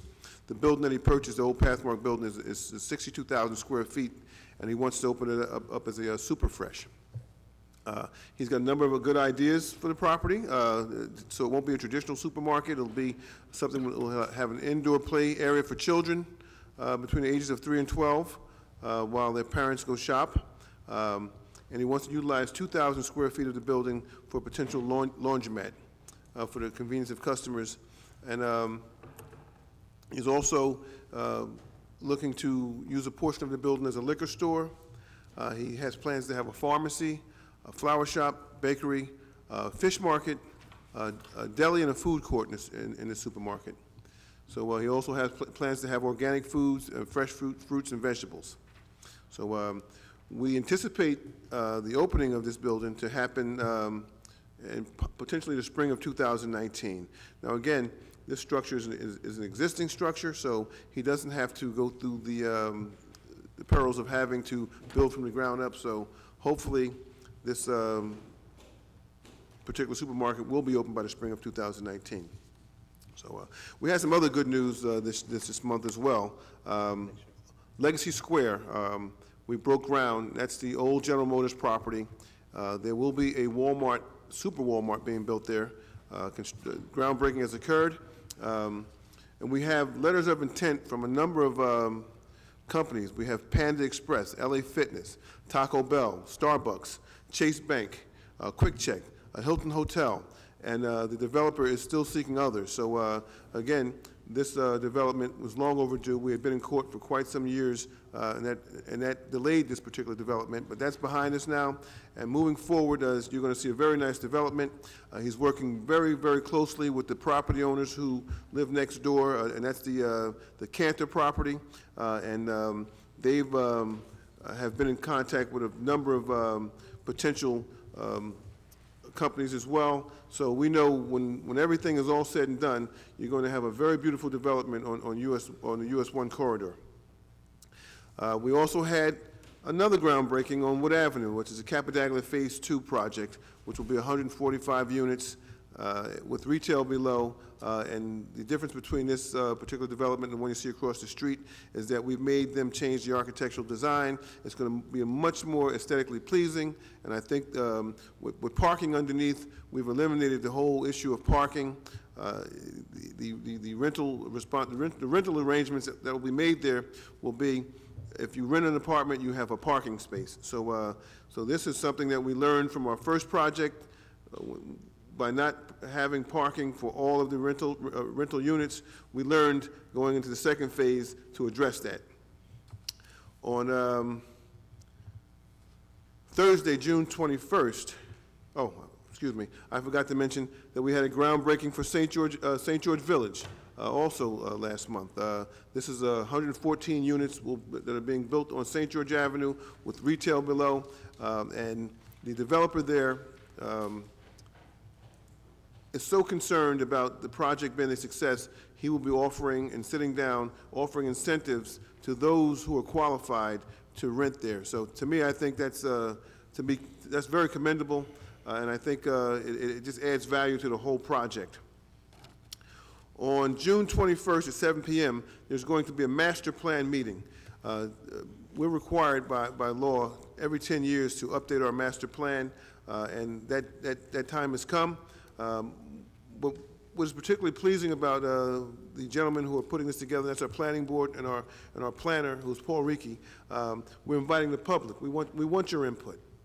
Your input is welcome here, and I'm certain that you know, we will take your advice, if provided that it's good advice. We won't take bad advice, but we'll take constructive direction, we'll call it, as we go forward with that particular initiative. As mentioned earlier, Sam's Club will become an e-commerce, also known as a fulfillment center, right here in Linden. We were very successful at convincing Sam's Club to retain that particular location. We worked very closely with them. So while many have lost their employment, we immediately began addressing that, and several people who worked there were employed at other locations. So we know that they're going to have upwards of 40 employees at the fulfillment center, so we feel like that's a property that will continue to be utilized, and we're very happy with the progress that they're making. I'd like to just congratulate the class of 2018. Again, my council colleague, Michelle Yamakaitis, mentioned project graduation, which is coming up this Friday, and it's nothing more than our efforts to keep our children safe. It's a drug and alcohol-free night. They will be housed at one location and will not be allowed to leave until the morning. So it's always a good thing when we protect our young people. I'd like to thank Councilman Brown. You know, a few weeks back, Councilman Brown brought the idea of bringing Great Adventure into Linden to provide employment opportunities for our young people. It's been very successful. I believe that there's going to be some additional time, some additional days set up for interviewing additional children, and I think what it has done is taken a tremendous burden off of us as the governing body, because we have tons of children looking for work, and sometimes you just can't hire them all.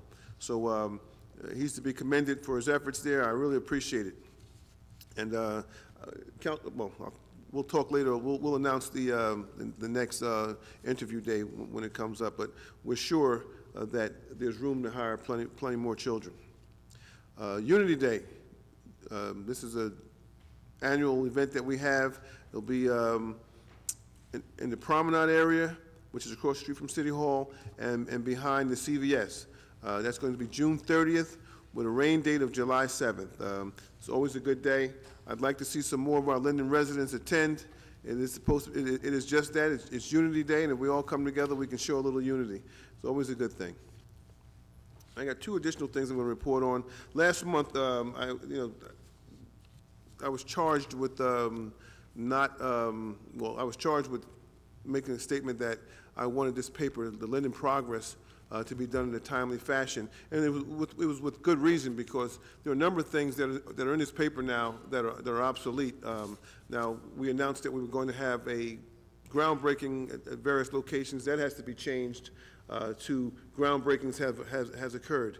We announced that there was going to be a graduation. That has to be changed to kids have graduated. So, again, putting a paper like this requires resources and it takes money, and we have to send it back to the people who are doing the printing for us, and they have to make changes. So it is important that we have things like this done in a timely fashion. There are timelines associated with it. And last but not least, I'm going to talk about decorum. We do have to have some decorum. When I started out here many years ago, there were several gentlemen and ladies who had been here with a tremendous amount of experience. And the one thing that they did do is they fought in that back room. It happened. I mean, we had some of the most heated arguments you could ever imagine, okay? But what happened in that room stayed in that room. And we came out and we conducted business on this floor. And that's the way it is, and that's the way it should be. We've got to try to maintain decorum when we come out on the floor here. Everybody has a chance to have their councilmatic reports. You do them, and when they're over, you've had your 5 minutes of fame. So let's try to just maintain some decorum out here. The public deserves at least that much. Okay, so that concludes my report, Mr. President. Thank you, Mayor. What about it? Excuse me, sir, can you remove your hat, please? Thank you. Okay.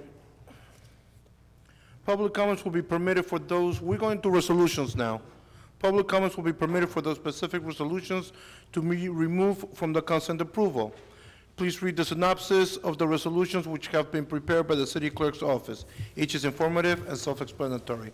However, if you wish to address a specific resolution, the council will entertain questions on it. Before I ask to remove any resolutions that you want to, I have a couple resolutions here which I want to go through first. I need 2018-233. I need a motion to table this until next July. This was tabled last month. I need to be tabled till next July. Which one is that? George, which one? Hold on, 33. Oh. So you want to table that? I'm not sure. Oh. Hold on a minute. Hold on.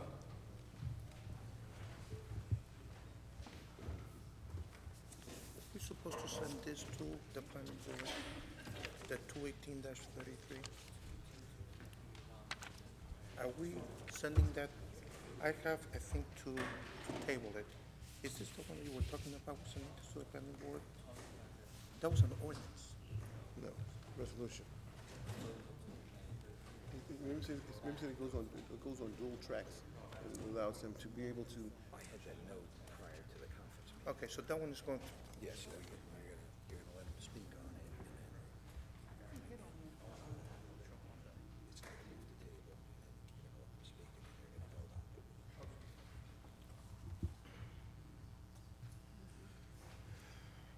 Excuse me. That's okay. I'm always waiting for you. Okay. 218-233, I need a motion to, Untable it. yeah, that's not a correct term, though. Just take it off table?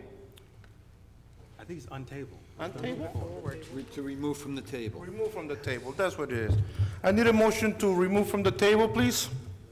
Council President, I'd like to have resolution number 2018-233 removed from tabling and put back on as one of the resolutions that will be voted on tonight. Can I ask a second? Second. Okay, at this time, I would like to see if there's any comments from the dais on this resolution? No. Council Okay. President, I'm sorry, we're keeping this on now? Yes, this is supposed to just, this is the one that's going just to the planning board. That's basically it, is what it's doing. Okay, Mr. Bode, can you please roll call on this? Mrs. Ormond? Yes. Javik? Yes. Brown? Yes. Mohammed? Yes. Cosby? Yes. Roman? Yes. Strano? Yes. Yamakaitis? Yes. Medina? Yes. Hickey? Yes. Mr. Alvarez? Yes. Okay, at this time, I will ask 282.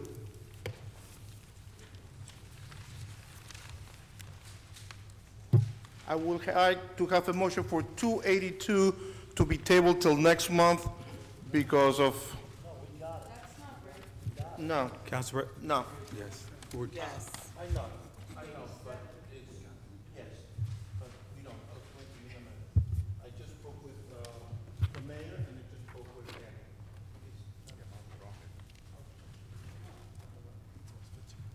Danny. We were waiting for the report, it's not the right report. I would like a motion to table this till next month. Council President, I move to table Resolution 2018-282 and request a second. Second.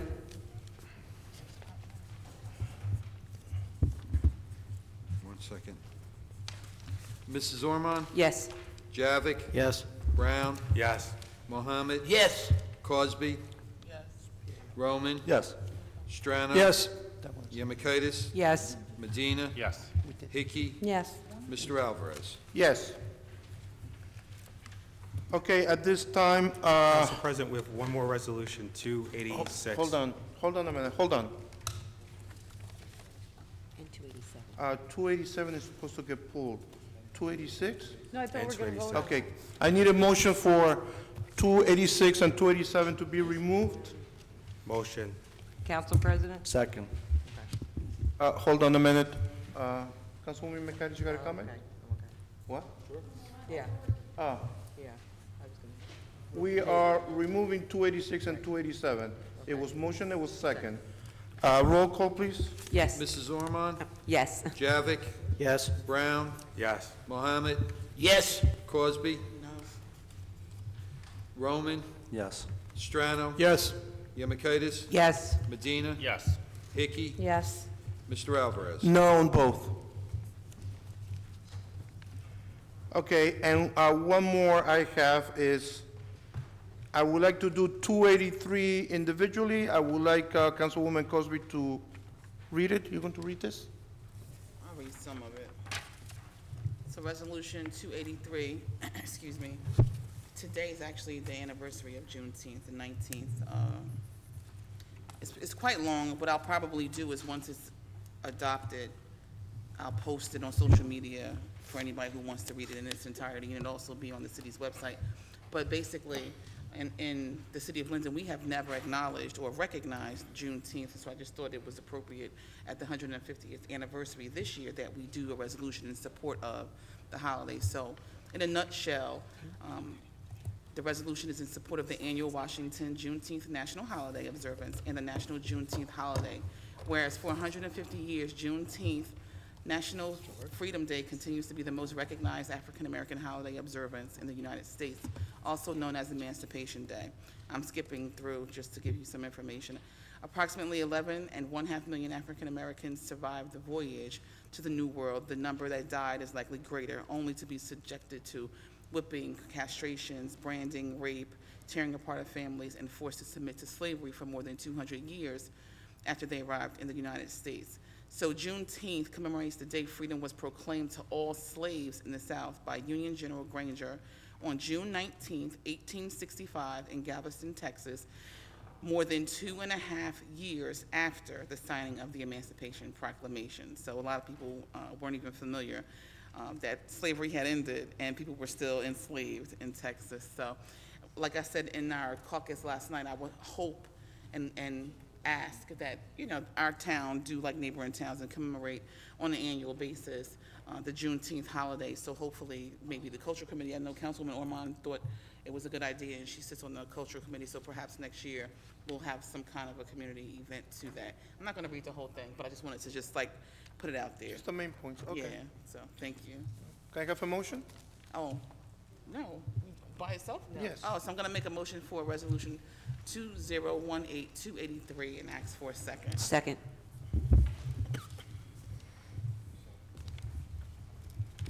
Can I have a roll call, please? 3, 5, and who? 5 and 1? Yeah. Mrs. Ormond? Yes. Javik? Yes. Brown? Yes. Mohammed? Yes. Cosby? Yes. Roman? Yes. Strano? Yes. Yemakaitis? Yes. Medina? Yes. Hickey? Yes. Mr. Alvarez? Yes. I don't even understand. Okay, at this time, I have resolutions 248 through 285, 282, and 283 already taken care of. So anybody wants to speak on any other? Council President, if I may? Yes. You said 248. I think we have to vote on 233. We just voted on We 233. voted to untable it. We didn't vote to pass it. Oh, I'm sorry, you're right. We just removed it from table. Okay, thank you.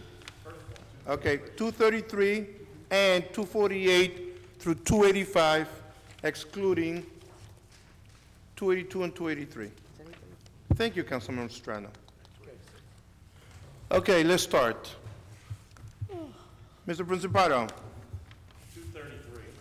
233. 233. Okay, okay. 255. 257. 265. 277. 282 was taken off, Correct. correct? 284.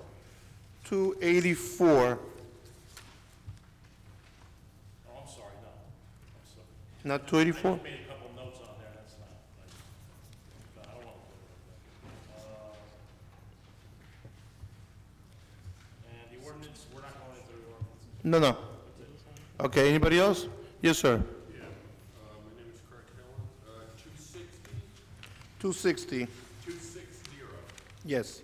271, 271. yes, 279, 279. 281, 281. yes, and I'd just like to point out on 285, there's a mistake in the way it's printed. 285 has a mistake. Yes, it says that the terminating June 4th, 2002. Thank you. It is 2020, the resolution is 2020, right, Joe? Yes, 2020. Thank you, sir. I will chastise Mr. Bodek for that one. Better leave Joe alone. You do not want to speak on that one, though? You just wanted to call that out? Yes, that's all. Okay. So no 285. Anybody else? Councilman Roman? 263. 263. Anybody else? Okay. I need a motion. Council President, I move for approval of resolutions 248 to 285, with the exception of 233, 255, 257, 260, 263, 265, 271, 277, 279, and 281, and I request a second. Second. Yes. Javik?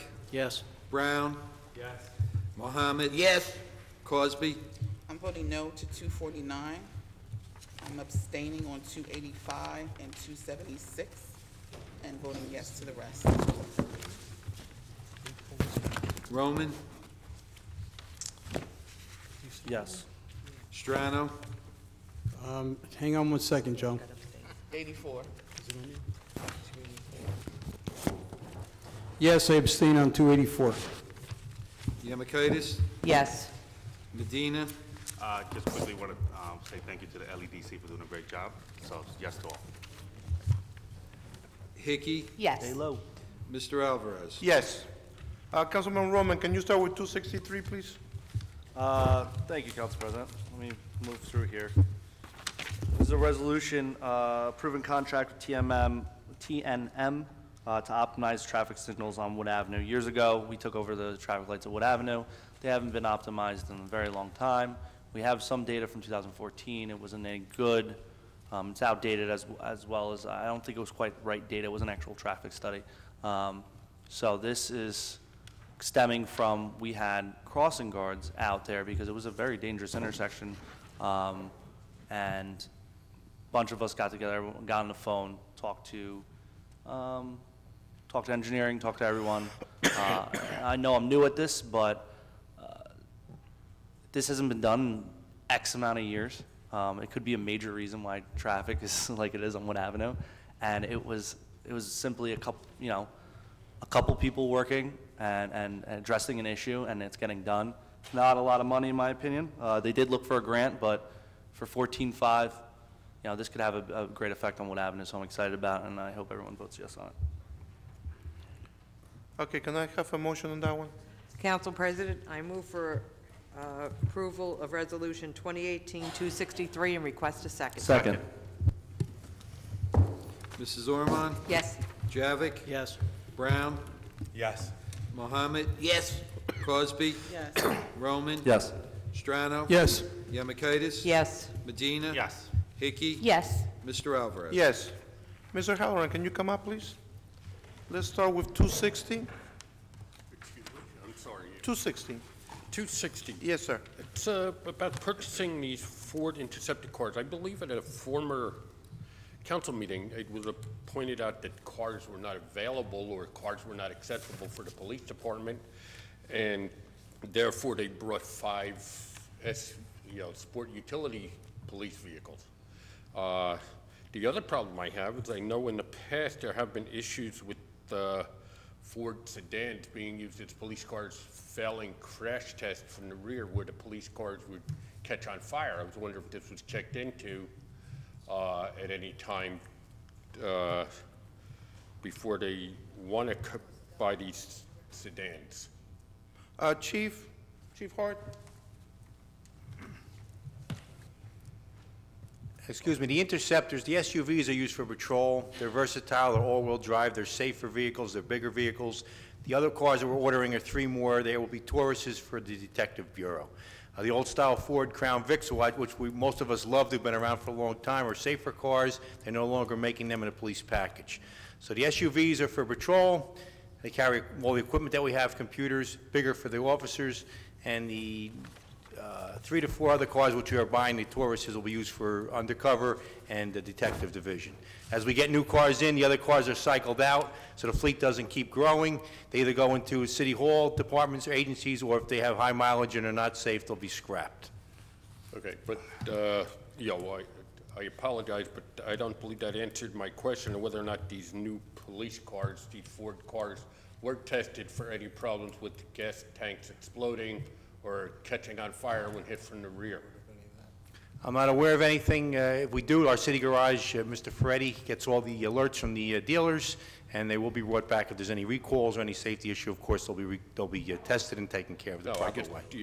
I worry about the safety of our police. I appreciate it. These are police packages, so we get them through a co-op within the state, and the best price and everything. So we are on top of it, and if there's any recalls, we're on top of it. Thank you. You're welcome. Don't go away, sir, since I have you up here. 271? 271. Gun control? Okay. No, just it's very, I mean, I understand support of gun control, but it's very vague in what it's supposed to, what the resolution is supporting in support of gun control. Yes, Cosby? So the resolution was acknowledging one of the organizations, Moms Demand Gun Action. It also is going to be sent to our Senate, U.S. Senate, and our U.S. Congressmen. So we're asking that they would not support some of the not sensible legislation, some things insofar as people with background checks. So like when I read the ordinance, it was, I mean, the resolution, it was, so we want to have background checks, and some people in Congress are opposed to that. So we're just encouraging our representatives in the legislative district here to support the common sense legislation.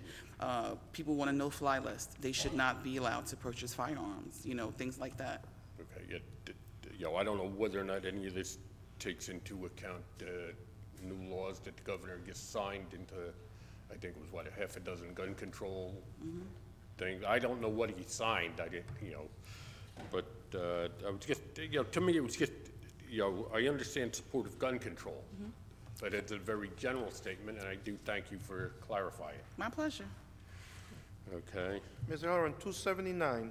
279. Resolution Again, supporting Sandy Hook Promise. Sandy Hook Promise, I imagine it had something to do with gun control. So again, I won't get into that anymore. And 281? 281. This is just a one-time item for revenue into the budget of $6,732.65. 281. 281. Clean Communities Account Fund in the amount of $6,732. Director of the Regional Government Services approved. Yeah, that's a Clean Community. Christine? 2018-281. We have a resolution requesting the Director of Division of Local Government Services to approve the insertion of a special item revenue. Okay, and that's for Clean Communities? This is a grant that the city will be getting, and we'll be amending the budget through the state, through the Division of Local Government Services. Okay. But I believe the grant amount is incorrect. Joe? I believe the grant amount should be a different amount. Yes, this is a 159, Christine? Yes. 281. Yeah, I think that should be 5 figures.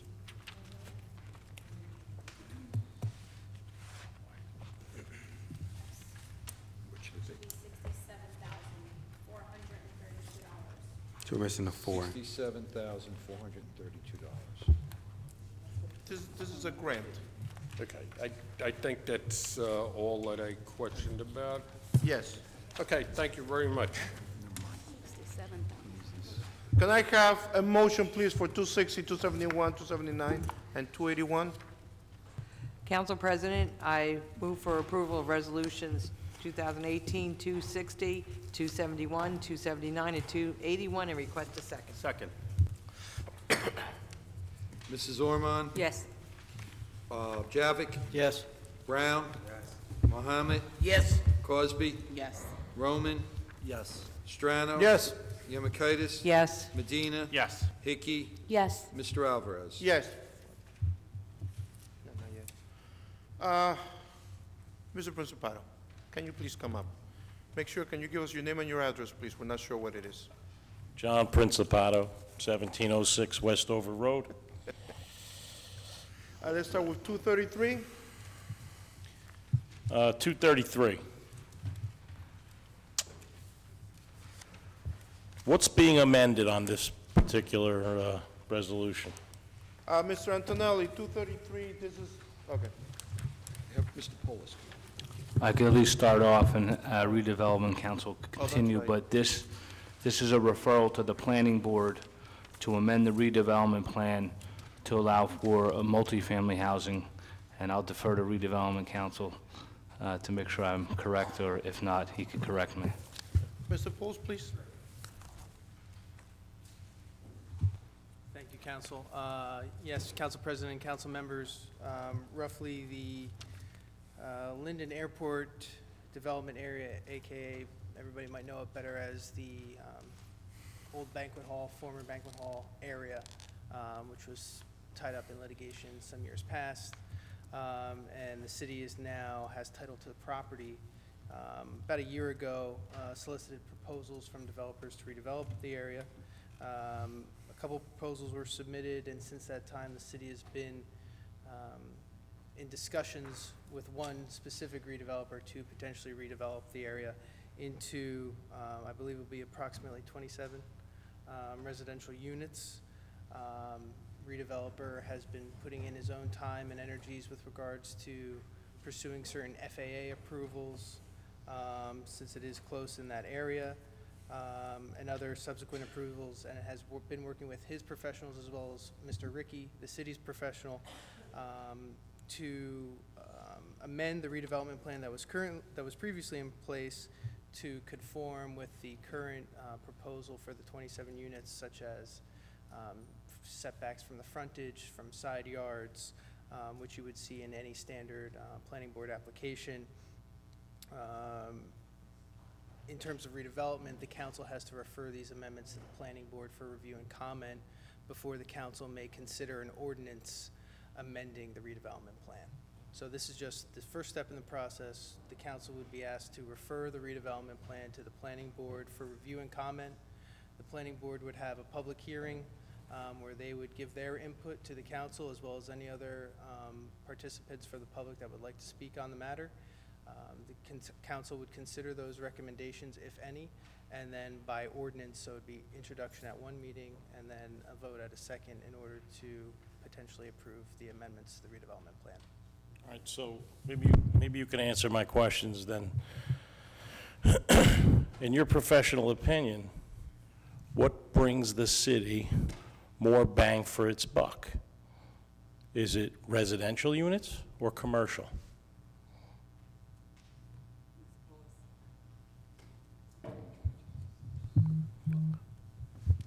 I think, and I don't want to speak for policy considerations or for the council, but I think what many municipalities see, and Linden is no different, it's that you can only be as successful, or you can only consider as many options as presented to you.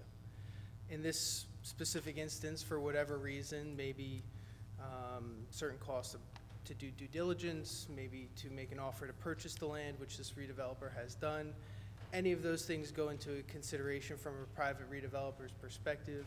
And really, the city received one fully fleshed out idea, and that happened to be residential. With regards to this area, the city planner has opined that it would be inappropriate to put a project of this limited size in this area. And as Inappropriate, you said? Appropriate or inappropriate? Inappropriate, excuse me. It would be appropriate, probably, and I don't want to speak for the city planner who's not here, maybe anything larger might not be appropriate for this size and space. And ultimately, at the end of the day, it's going to come back to the city council to vote on the amendments to the redevelopment plan and any other agreement that's entered in the future with the redeveloper to redevelop the parcel. All right, so let me ask you my question again. What is going to bring the city more? Mr. Principado, more that has nothing to do with this resolution. Let's stick with the resolution, please. Okay, the resolution is just very simple. We're sending this to the planning board. Okay, then is it going to come back here? It has to come back to us, yes. Okay. Okay, that's all we're doing So they're right going to now. review what exactly? Whether or not it can be Developed. Council President, as I a think I can residential help him. property, Yes. correct? Yes. Okay. Okay, that's all that's going to happen, and then it comes back to us, and then we have to do the next steps. Okay. Okay? Council President? No need for this. This is done. No, not yet. 255?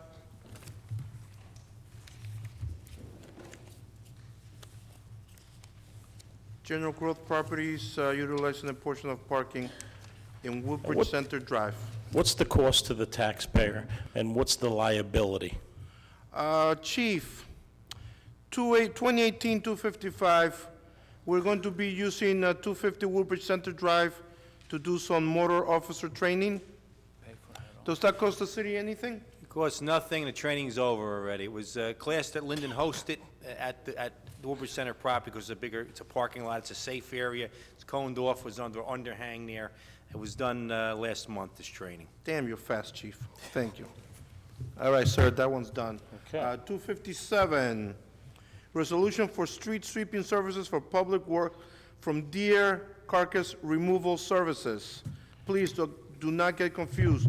Deer carcass removal services is just a name, okay? I know, I was there. We went over it. I was there and last we night. argue. It's just a name. I was there. Okay. Oh, that's right. You were there. Yeah, I was there. I heard all about it. But, you know, I was not, there was some part of it that wasn't clear to me. Approximately how many tons a month are taken out of our bin? Mr. Dan, can you give us an answer to that, please? Because we were talking about the street sweepings. Just the street sweeping. Just the street Yes. sweepings. So my question is, how many tons per month? I'd have to get back to you on that. I have no idea. All right, well, it's $41,000. Okay? I don't know how many tons per month it is, but I've done work with contaminated materials, and I know approximately how much in the last 5 years it costs to get rid of contaminated materials. It's different contamination than what we're speaking of here. And I'd like to know what the ratio is, what we're paying per ton.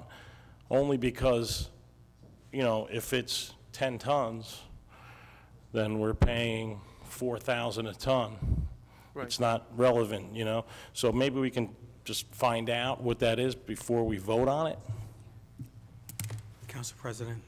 Hold on a minute, Peter. Councilman Brown. Mr. Dan? Deer carcass removal, in addition to a number of other companies, entered into a bid with the state. And this is a state contract. They were the lowest bidder for street sweeping removal. This also includes the analytical testing prior to removing it. So it's not just simply taking the material and getting rid of it. There's testing, there's hauling, and again, this was the best price statewide. And also, it's not to So are exceed. we married to that then, basically? Pretty Because much it's a if state if it was contract? the- Okay. Right. All right. I thank you. I'm still interested to know how many tons. Mr. Dan, can you contact Mr. Principato? if you can. And give him the numbers, please? Yes, I will, Council President. Thank you. Okay, 265, Mr. Principato.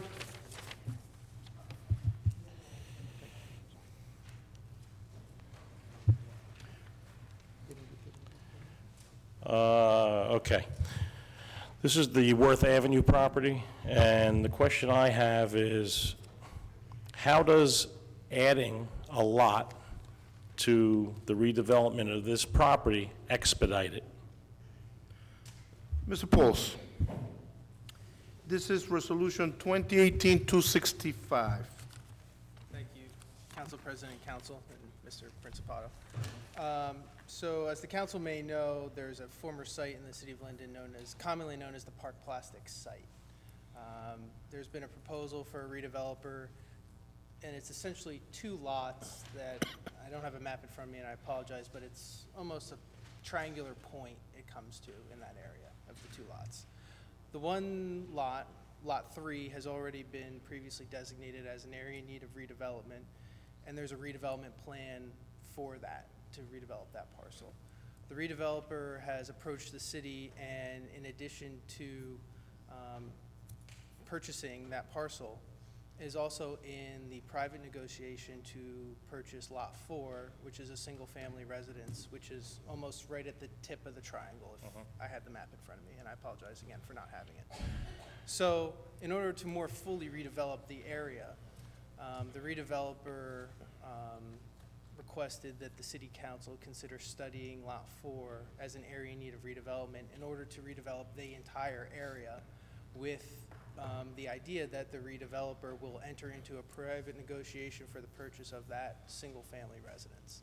The status of that is unknown to me at this point, although there have been constant communications, and it does seem positive that the redeveloper will be able to come to an individual agreement with that property owner to buy that parcel in order to fully develop what's commonly known as the former Park Plastics site. So it doesn't really expedite the process. It actually slows it down a little bit, correct? Well, running on a parallel track, and I don't know if it's here, or if we've previously done it with council, but we'll also be amending the redevelopment plan. And it's not slowing it down. The city council would not be slowing the redeveloper down. The redeveloper has certain timelines, and currently we're meeting those timelines by doing this. So no, we, meaning the city in conjunction with the redeveloper, would not be slowing down anything by doing this. Actually, under the redevelopment law, we would have to do this in order to include that area in the redevelopment plan to have the full 2 lots redeveloped. Okay, and last one is 277.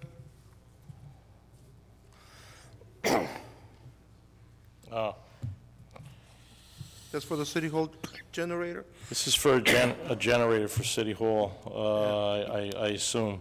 Mr. Vercha, can you please come up for a minute? So is this for one generator? Have you seen the generator? No, but it better be the size of City Hall for $1.5 million. It's just about the size of City Hall. Half of it, I will say. Huh? It's right next to the JTG. You can't miss it. I saw where they were working over there. I didn't see the whole thing. Mr. Verchek, Resolution 277 authorizing the amendment to the contract with Foley, Inc. in the amount of $45,000 for the City Hall generator. Inclusive of this amount, the total contract is $1.5 million. Yes. Thank you. There goes Mr. Principato. Oh, that answers everything. What is this for? My question is why an additional $45,000? What's the $45,000 for? Something happened?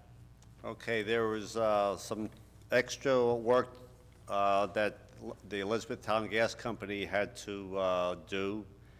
There was, the stack had to be raised to DEP standards, and then they had to do some switchgear inside of City Hall so that when the power went down, the generator automatically went up. Okay, right. So there were 4 items and they equal 3% of the original contract. Okay, sir. Thank you. Thank you. Is that it? Yes. I need a motion for 233, 255, 257, 265, and 277, please. Council President, I move for approval of resolutions 233, 255, 257, 265, and 277, and request a second. Second. Mrs. Ormond? Yes. Javik? Yes. Brown? Yes. Mohammed? Crosby? Yes. Roman? I vote yes for all except for 233, I abstain. 233, Mrs. Crosby? Yes, I'm sorry. Strano? Yes. Yemakaitis? Yes. Medina? Yes. Hickey? Yes to all except 233. And Mr. Alvarez? Yes. All right, this time we're going into ordinances on introduction. First reading, is there anyone wishing to make a comment? There will be no questions. You will come up, I will call you, will make a comment on the ordinance. Deputy Clerk, are you ready? I'm ready. Can you please read, without cheating, you're going to read the whole thing, right? I'm going to read the whole thing. 6244, please. An ordinance creating a new chapter in the Code of the City of Linden entitled Business Hours. That is it. Does anybody want to make a comment? May I have a motion to introduce, please? Yeah, regulating. She said an ordinance creating a new chapter in the Code of the City of Linden entitled Business Hours. That's all. $50? No $50, sir. Can I have a motion to introduce, please? Council President, I make a motion that we introduce ordinance 6244 and ask for a second. Second. Mrs. Ormond? Yes. Javik? Yes. Brown? Yes. Mohammed? Yes. Cosby? Yes. Roman? Yes. Strano? Yes. Yemakaitis? Yes. Medina? Yes. Hickey? Yes. Mr. Alvarez? Yes. Deputy Clerk, can you read 6245, please? An ordinance to amend and supplement Chapter 2 Administration of an ordinance entitled, An Ordinance Adopting and Enacting the Revised General Ordinances of the City of Linden, 1999, passed November 23rd, 1999, and approved November 24th, 1999, and as amended and supplemented. Section 2-12, Department of Police, delete Section 2-12.12, Special Law Enforcement Officers, and add Section 2-12.12, Special Law Enforcement Officers. This is creating the position of Class 3 Special Law Enforcement Officers. Will anybody want to make a comment on this? Come up, please, sir. Jim Craig Heller, 120 Donaldson Place. What is a special law enforcement officer? No questions. Excuse me? No questions, just comments. Oh, comment. But you know something, sir, to appease you as officers for the I'm Board of sorry. Education. Then if I'm not allowed to ask a question of what this officer does, then I have no comment. Okay, George, thank may you. May I explain it?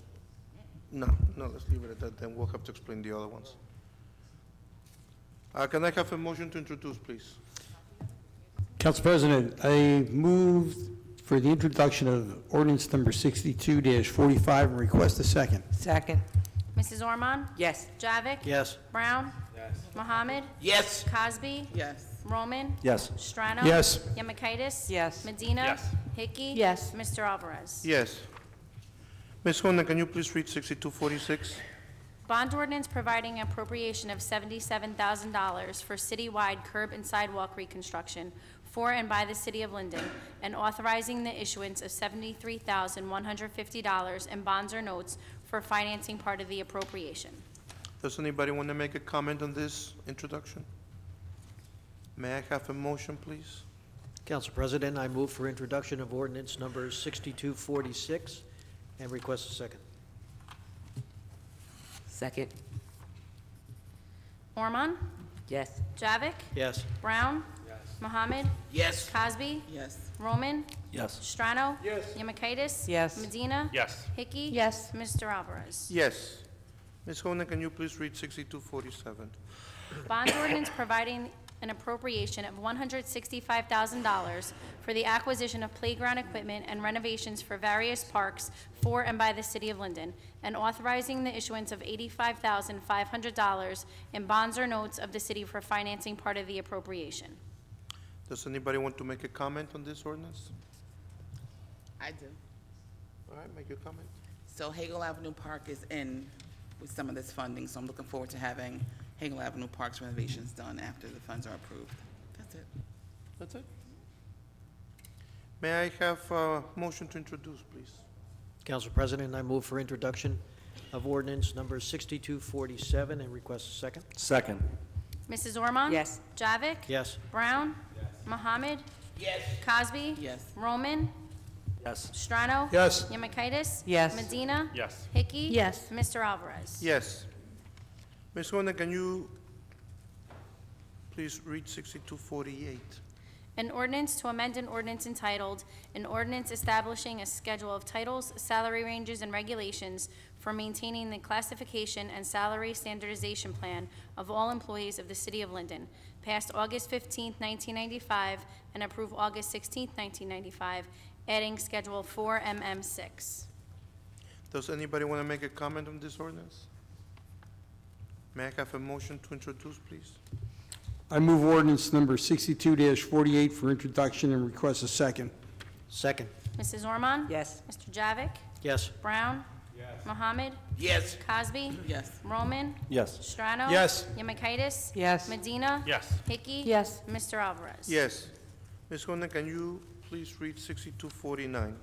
An ordinance adopting an amended redevelopment plan for the park plastic sites, initially governing the redevelopment of Block 496, Lot 3, to include Block 496, Lot 4 on the tax map of the city, pursuant to the local redevelopment and housing law, NJSA 40A:12A-1 at sequence. Would anybody want to make a comment on this introduction? Can we please have a motion? Council President, I move for introduction of ordinance 6249 and request a second. Second. Mrs. Ormond? Yes. Mr. Javik? Yes. Brown? Mohammed? Yes. Cosby? Yes. Roman? Yes. Strano? Yes. Yemakaitis? Medina? Yes. Hickey? Yes. Mr. Alvarez? Yes. Ms. Gordon, can you please read 6250? An ordinance to adopt the redevelopment plan entitled 1001 West Elizabeth Avenue Redevelopment Plan, Block 423, Lot 4.02, pursuant to the local redevelopment and housing law, NJSA 48:12A-1 at sequence. Does anybody want to make a comment on this introduction?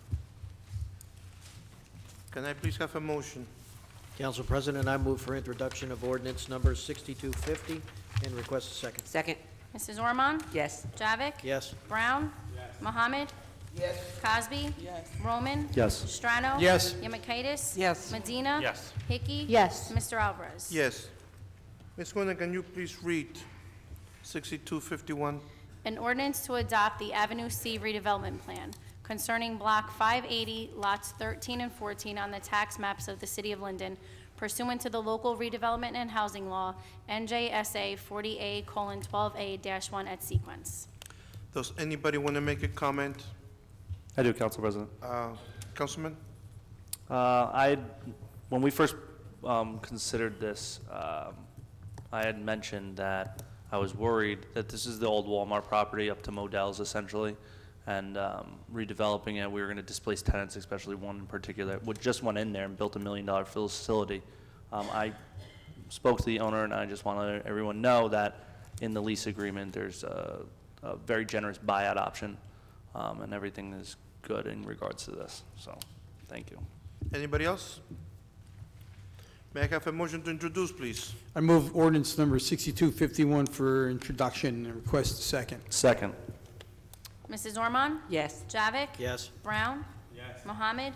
Yes. Cosby? Yes. Roman? Yes. Strano? Yes. Yemakaitis? Yes. Medina? Yes. Hickey? Yes. Mr. Alvarez? Yes. Ms. Gordon, can you please read 62-52? An ordinance approving the application for a long-term tax exemption and authorizing the execution of a financial agreement with PR2 GAR Tremley Properties 2 Urban Renewal LLC.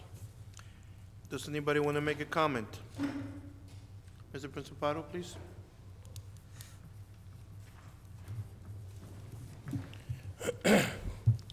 Here we go again with the long-term tax exemptions.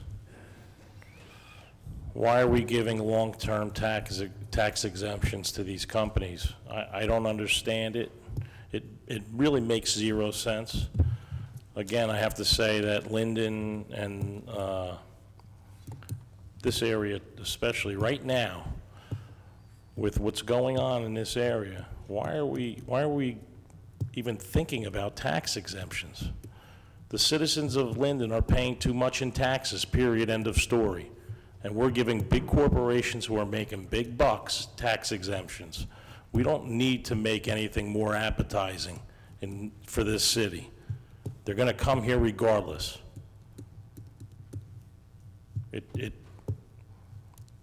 It frustrates me and it angers me, okay?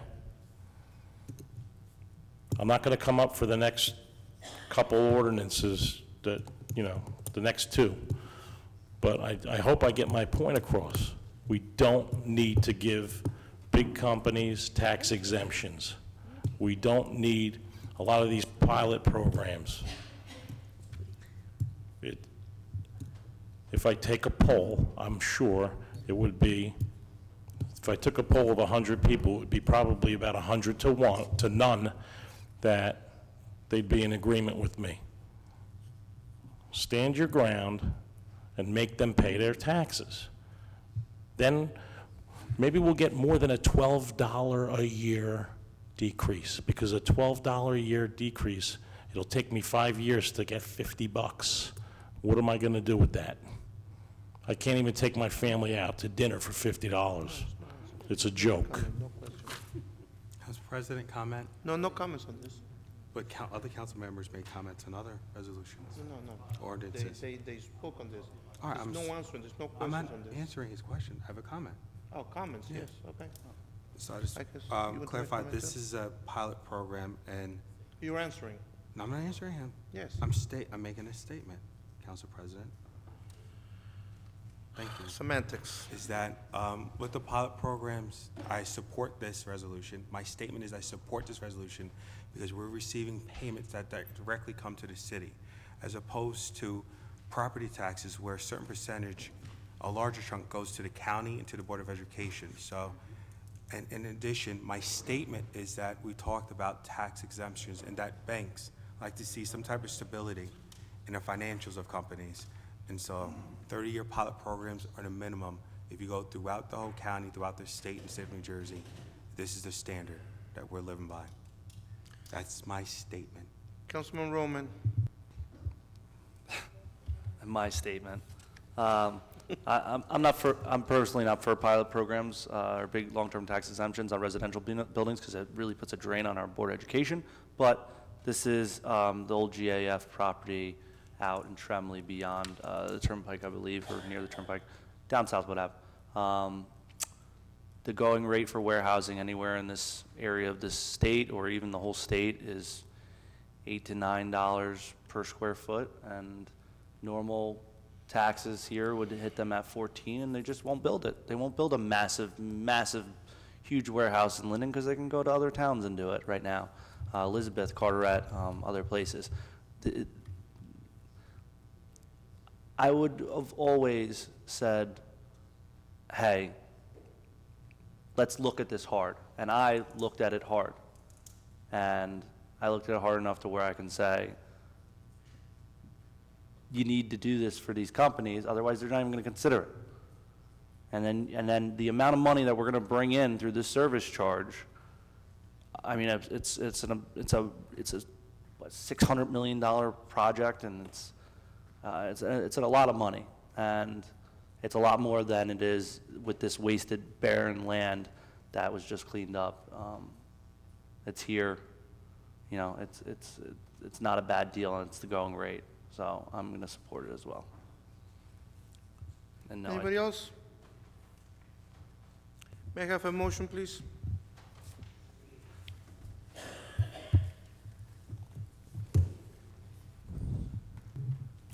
Okay. I'll put a motion to introduce 6252. Second. Thank you. Roll call. Mrs. Orman? Yes. Javik? Yes. Brown? Mohammed? Yes. Cosby? No. Roman? yes. Strano? Yes. Yemakaitis? Yes. Medina? Yes. Hickey? No. Mr. Alvarez? Yes. Ms. Hunter, can you please read 6253?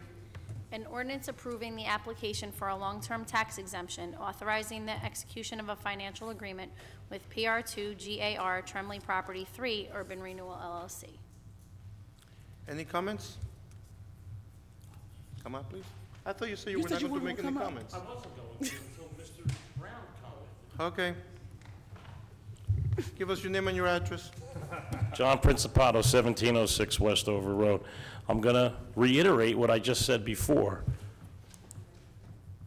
It's a 30-year tax exemption, correct? Have we done the numbers on what the taxes are as opposed to the one-time payout? Have you done the numbers? If you did the numbers, I'm sure they're not the same, and I'm sure it's not beneficial to the city. It's a one-hit wonder. That's what we're getting. Welcome to Linden, come on in. Take everything. It angers me, you know? And I'm sure there's a lot of people sitting in this room that feel the same way and watching it on television. If you can tell me what the numbers are, and you can prove to me that the numbers are better, then I wouldn't even get up. But to put an ordinance like this and not be specific on what it's going to, how it's going to be advantageous to the city, then you know what? To me, it's not worth the paper it's written on. Council President? You have a comment? Yes, I do. Mr. Principato, this actually ordinance is on an Councilwoman Hickey, you're not answering, Mr. Principato. You're making a comment on the Okay. ordinance. I'm making a comment. This ordinance was, is an introduction. We just received the financial agreements last night, and they need to be reviewed by, well, some of us, and within the next month before the next reading. On the second reading is the most important one, where you can decide whether you want to say yes or say no. So certainly many of us will be reviewing those financial agreements. I do understand your frustration. That's Anybody in my else? comment. I have a comment. Ms. Cosby, did you say yes? So, before I came on council, I opposed the 2001 deal that fell through and cost the city $6 million from a different LLC. And I'm firm on, I don't agree with 30-year tax abatements or pilots, because I get it, we do get the funds directly to our city. However, the Board of Education gets nothing. And then, so they have to still do their due diligence and raise the taxes. And then, guess what?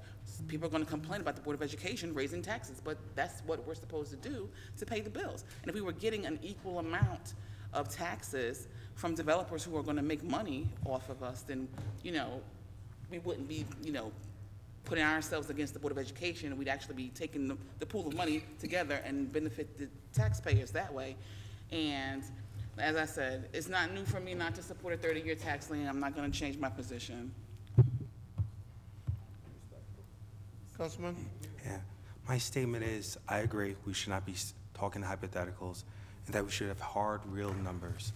And so my statement is this, is that we do that. We have NW Financial that runs numbers, that runs the pilot programs versus deltas and other different scenarios called illustrations versus what we would get in property taxes. And so every redevelopment that you see here goes through a process where we have our financial professionals who are in the industry, who are licensed, who do this for a living with other redevelopment projects, run different scenarios to see what works best in the interest. And so a lot of these financial agreements are negotiated, and most of the time it's negotiated up from what the developer wants. So these are not hypothetical numbers that we're putting on here saying we get more money of this. We have black and white, which you are entitled to. As a resident, you can do open requests and look at some of these financial documents. So I understand. I don't believe in hypotheticals, but I do believe in black and whites for my financial professionals who do this for a living, and we run different type of illustrations to plug those numbers into our budget. Hence why we went from $5.2 million over the cap a couple of years ago to now being under the cap. By working with a team of financial professionals, we see what is in the best interest of the city. That is my statement. Thank you. Anybody else? Yes, Council President, I'd like to make a statement. Yes, Councilman. I've been a councilman for upwards of 15 years in this ward. I lived in Tremley Point since 1987. I had a business in the 7th Ward from 1984. And I've been privy to see every dog and pony show that you could imagine walk through the mayor's office going back to the 1990s, and none of them have come to fruition for the developments of these projects. That's quite a while ago. We're talking history.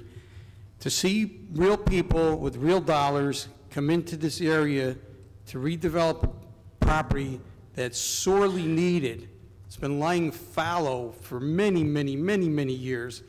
To me, to question the credibility of what we're doing here, where we have real players that are putting hard dollars on the table, where we're going to see some real ratables come into this city that are sorely needed, to be questioned like that, like we're ignorant, is just beyond me.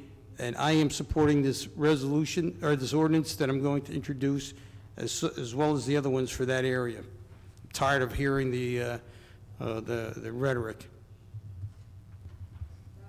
Councilman Roman? Again, my statement is I've looked over this like a madman, trying to find the details. I'm up here to do right by you guys, and that's it. This project is going to bring us tens of millions of dollars. that's my understanding of it. And again, what else do I say? Build it. Like, I don't see any other options on the table to build a $600 million project. Anybody else? Can I please have a motion to Yes, introduce? Mr. President. What? I'd like to add some comment. You know, as Councilman Strano mentioned, you know, he served in the dais for upwards of 15 years. I've been here for 25 years. And again, we've seen a lot of dog and pony shows come to Trimley Point. And again, nothing really came to fruition. We worked tirelessly to get Advanced Greek to come in and present something that was acceptable and that would move the city forward. And I believe that they are. The economics and the conditions are just right for them to come in, and this pilot plan that we're offering will enable them to be competitive with other towns who are building warehouses. Because what will happen here, if you don't create an environment that's conducive for them to grow or build, they'll go elsewhere. Like, again, you got Carteret, you have Elizabeth, you have a number of towns who have property that are suitable for this type of development. So what you have to do, you have to basically compete. And that's what we're doing. And I think at the end of the day, the homeowners and the residents of this town will benefit tremendously by having this piece of land developed. To sit on it for another 25 years or another 10 years would be ludicrous. Yes, Mrs. Espinosa, can you please come up here? Nice tie. Alex Espinosa, LEDC Director. I just want us to keep in mind that Tremley Point is one of the most polluted areas in the state of New Jersey, and we also have to put in consideration the job creation this is going to bring. So just wanted to mention that. So Thank you, sir. thank you. Stop. Are you guys finished? That's why we're great LEDC. Quiet. Are you guys finished? No. Are you going to talk about the ordinance? Absolutely. What else? Oh, okay.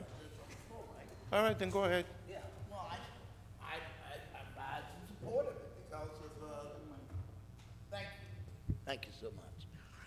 I rise to support the ordinance for the reason that the economic director just said it's a job creator. I think we need jobs. I'm pro-jobs. I'm pro-economic development. And I'm not for nightmares or just empty rhetoric. I'm for real stuff. Anybody else? Can I have a motion to introduce, please? Yes, Council President, I'd like to introduce ordinance number 62-53, if that's the correct number, because it's been such a long time, and ask for a second. Hold on a minute. Is it 53? Yes. You're right. I lost count. I forgot to. And I think I'll second it. Mrs. Ormond? Yes. Mr. Javik? Yes. Brown? Yes. Mohammed? Absolutely, yes. Cosby? No. Roman? Yes. Strano? Yes. Yemakaitis? Yes. Medina? Yes. Hickey? No. Mr. Alvarez? Yes. Ms. Honan, can you please read 6254? An ordinance amending the Infinium redevelopment project and redevelopment plan and referring it to the planning board for review and comment pursuant to the local redevelopment and housing law NJSA 40A:12A at sequence. Any comments? I can't ask a question, right? No questions? You can make any comment you want. Make a comment? I'm That's in a- the question form? You know something? At this point, it doesn't matter because your I questions just will want to be know what answered. it is, that's all. Anybody else?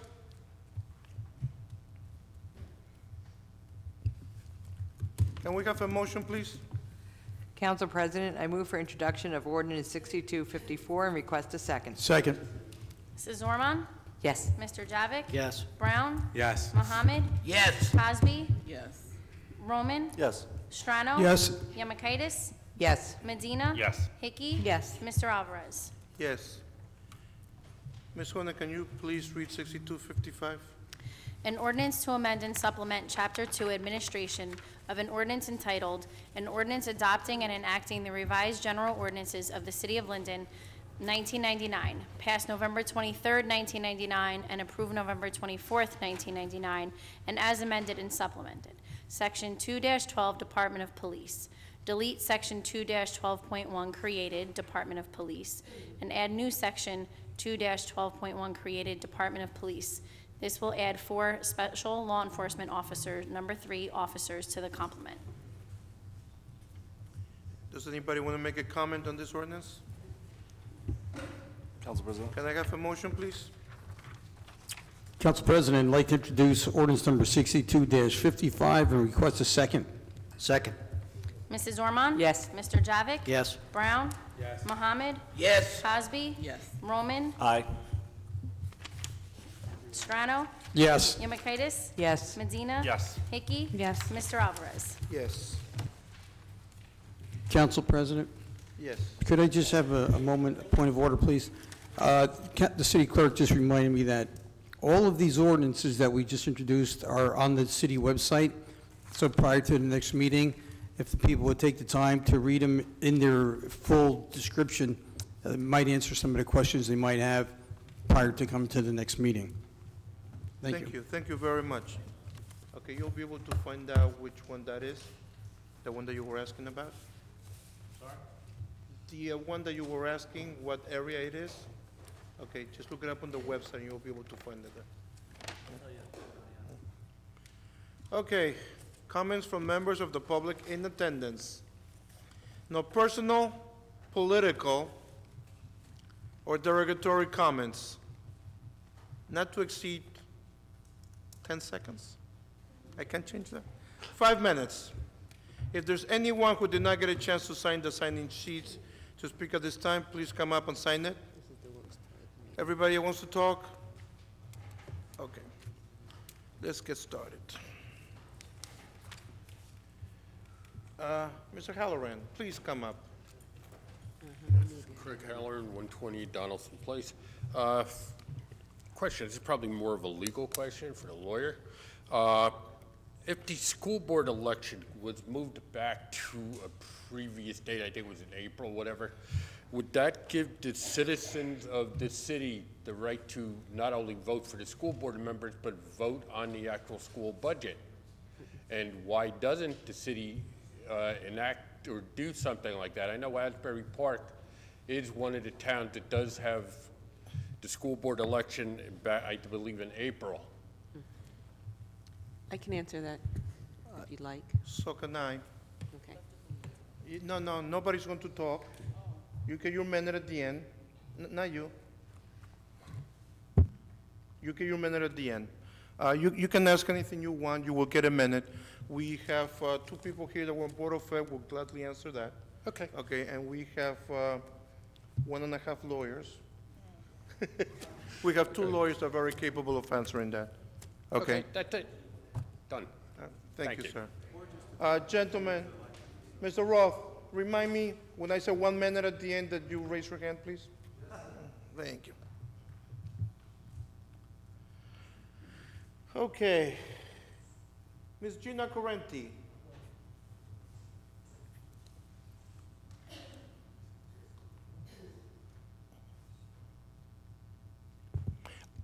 Ma'am, give your name, your address, and start talking. I am Gina Currenti, and I live 122 Raritan Road, Linden. If you want to laugh for my broken English, you can do so. I'll give you the permit to do. Everybody can laugh in this room. Ma'am, nobody laughs at my broken English. Nobody's No, going to laugh because at the mayor, he hang up on me every time I call. I'm here for the people that don't talk good English. I know I'm here for me, for the people. We work so hard, like a dog, for pay the tax, for do everything we can do, for give a better life to us kids. I am a Sicilian woman. I came here 33 years ago. I came with nothing, just my education. I work hard. I even work laundry lady for 7 years in public school. Make money. My children the other day, the one I feed. Yeah, I give always my smile. That's what I bring from my place. The smile, that's it. My name is the treatment. I try to call it the chief. I don't know why, they don't have somebody. The people talk like me. I can stay here crying for 33 years, how long I'm here. 33 long years I can cry.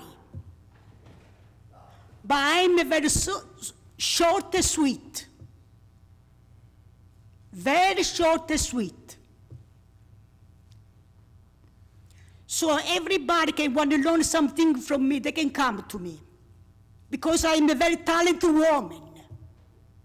I am a very talented woman. I can sing, I can dance, I can do everything. If you see me in the street and you want to tell me something about you, you can do it to me. Because I stand up for the people that don't have words. Yeah, I will do so. If I'm 100 years old, that's what I'm going to do. I called somebody, I don't even say the name. She hung up on me. Like I am no woman, nothing. They make me feel like I'm nobody. I don't have nobody here. Yes. My family is all in Sicily, in Switzerland. We are all over the world. But if I just to speak very broken English, I can speak French, I can speak Spanish, I can speak every language. This was a very boring night for me. But I was here to stand because I'm a strong woman. I can carry the world.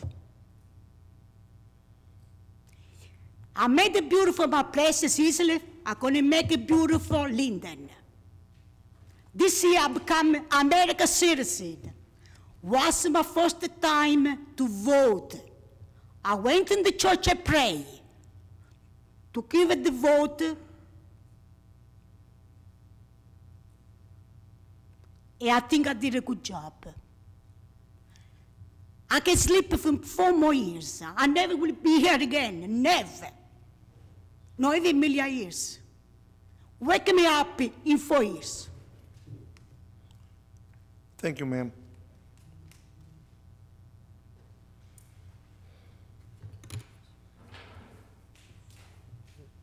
Jamie Fisher left, and Gary Cohen.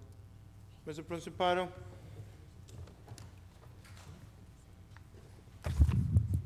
John Principato, 1706 Westover Road.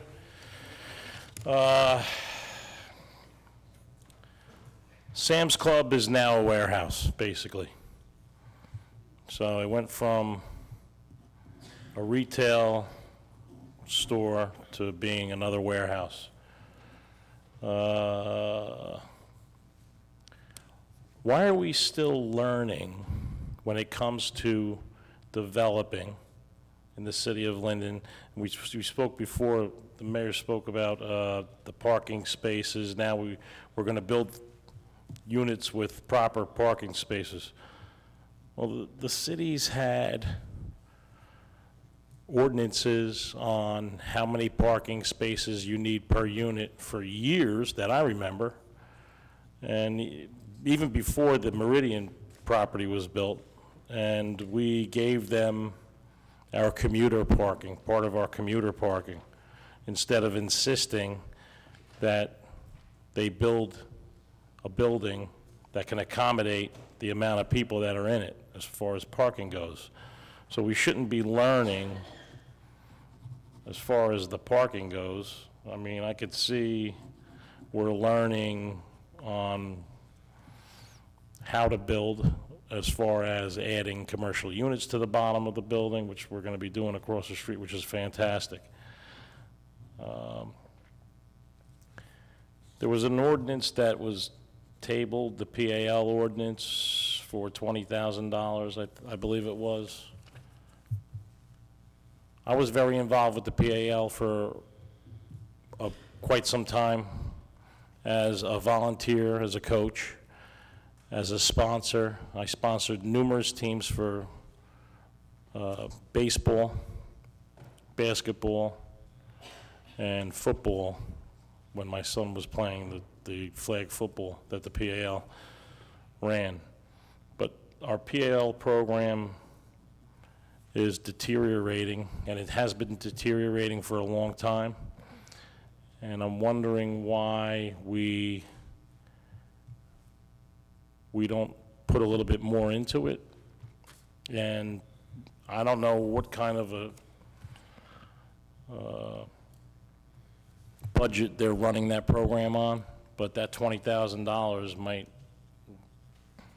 may have helped them continue running that program. I don't think it should have been tabled. And I think we need to put, this is not a knock on the police department, but I think we need to put police back into PAL. Some of those children don't have interaction with police officers other than the possibility of having an interaction at the PAL organization on that level. And all of my life that I've lived in Linden, we always had a police officer there. I don't want to hear about saving money. If you're going to tell me that we saved $150,000, I really don't care. That's not well-saved money. That money should be invested in our children. And if it's $150,000 or $200,000, let's get a police officer there and spend that money on them. It bothers me. It was a fantastic, it's always been a fantastic program that the kids look forward to. And it's a place to escape for them, a safe place. We have to think about that. I don't know if maybe we can get together, council, and put some sort of ordinance to get a police officer back into that program. But I really, really believe that it's really a very important thing for the children of the city of Linden. Thank you. Thank you, Mr. Principato.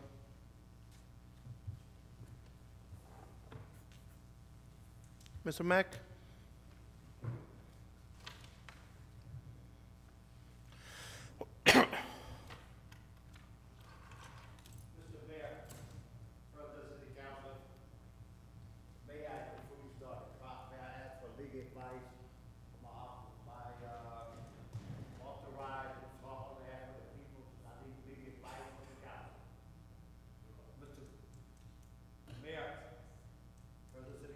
Yeah. My dear fellow citizens of Linden, I appear before you on behalf of the peoples. Not on my behalf, but on behalf of the peoples. You, I need to see you personally, but I need to address you with the peoples. If you have any difference with the mayor, president of the city council, members of council, I respectfully ask you to do what I do. Take them one-on-one, not in here. You have disobeyed the law of the city of Linden. Now you're dealing with the Constitution. I deal with the mayor according to what the law said. And I won't deal with that. On behalf of the people, I want to thank, I just attended a couple of graduations, and I was just so happy. Miss Matango is our city representative, and Miss Matango has some students that graduated and got their, what do you call it, RN? They got their RN. Nurse, they nurses. Praise be to God. And they told me they've been working on it for years. And Miss Tango, that I have loved Miss Tango and always will. And I want to say to Miss Tango, according to the people, we thank you, Miss Tango, for the encouragement you have gave humanity. I have listened to y'all attentively tonight. And I have to bring my representative, Mr. Muhammad. I have to bring him involved because he's the council member of the 4th Ward. And I have to say to you, I'm talking to you, councilman, on behalf of the people, me and you, and I'm telling the people that I said it, if they hear me say it, me and you need to talk. And that's the bottom line. It's not open for discussion other than that. because we don't do it that way. We are more professional than that. Are we clear on that? Say no more. Mr. Mayor, Mr. Police, Chief of Police, I want to thank you for the community has advised me, Chief, to tell you up and down the community that they are extremely pleased with the notification of your department. We want to thank the mayor that he has gave you the arm power. Watch your language. The arm power to do it. And we are so pleased. The people said they pay attention. I want to say to the candidates on behalf of the people, you that ran, you that lost. The bottom line is, he or she that quits never wins, and a winner never quits. So keep on keeping on. And that's what you're supposed to do. I want to say to, on behalf of the peoples, Mr. President of the City Council, you're a good guy. They told me to tell you, you're a good guy. You're a good guy. You're not going to tell me you love me, right? People, I didn't say that. People said it. Because you just asked me. I probably would have said something else. Watch your language. But I need to say to the mayor and to his court administrators, I'm so blessed to be in the city of Linden to speak for the peoples. We have a system that works fair and just for humanity. The judges that we have in the city of Linden, but over the mayor recommendations and the council, we have judges in the city of Linden, whether they be part-time or full-time. They are people with wisdom, knowledge, and understanding. Watch your language. I said wisdom, knowledge, and understanding. Within my conclusion, I thank Linden. I thank the council peoples of Linden that you love me in your own way. And I want to make it crystal clear to y'all. Some of y'all, I love you. It ain't nothing you can do about it. Do I like y'all? Don't even ask me to answer that question. Peter Brown, I heard something tonight that I want that person to go ask you, where is the money at? I said, I told the people, they lending you. I said it. Go ask Peter Brown where the money at, because he's a master at messing with the pen. He's a Wall Street boy. Watch the language. I said boy now.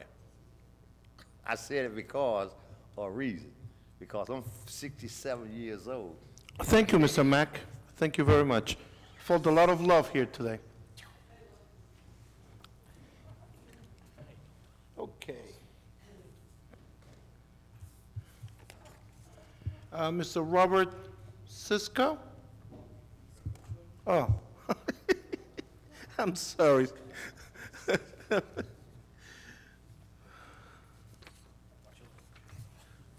Robert Scrutro, 416 Helen Street. First off, I want to know what council person or elected official gave Mr. Dan permission to leave tree trunks in front of houses' properties. Anybody? Don't ask questions, sir. You have 5 minutes to make comments. At the end, I have the council, everybody here has 1 minute, or whoever wants to speak, and they will answer you. But you're here to make your own comments. Okay, I want to know why Frank Dan is allowed to leave tree trunks in front of houses. That's never been done in the city of Linden before. Secondly, Frank Dan, what CPR training does he give to anybody in the city of Linden at Public Works? Third, last week, time I was here, I gave a letter saying what daily inspections have been done. My upper request shows that he has never done an inspection, and after a citizen has to tell him it needs to be done, he's enforced it. Thirdly, I asked for an overtime sheet on why, about CDL drivers. CDL drivers are not allowed to drive over 16 hours without stopping. They must stop. During snowstorms, they're driving 31 and a half hours without stopping against the CDL regulations. I've been in touch with the Department of Transportation, they're going to start an investigation on Frank Dan and why he's allowing drivers to drive 31 hours being unsafe as a driver. Okay? Last but not least, you had a tree on Clark Street that was cut down by Public Works. Condition, you got a broken sidewalk that's left unmarked. People can trip over. A broken fence is still broke. I believe Mr. Dan has seen you there one day observing your tree crew. You had a worker up in a bucket truck with no hat on, 6 feet from the primary, which is illegal, okay? He can be electrocuted and killed, okay? Why is this? Why are you not obeying the safety rules?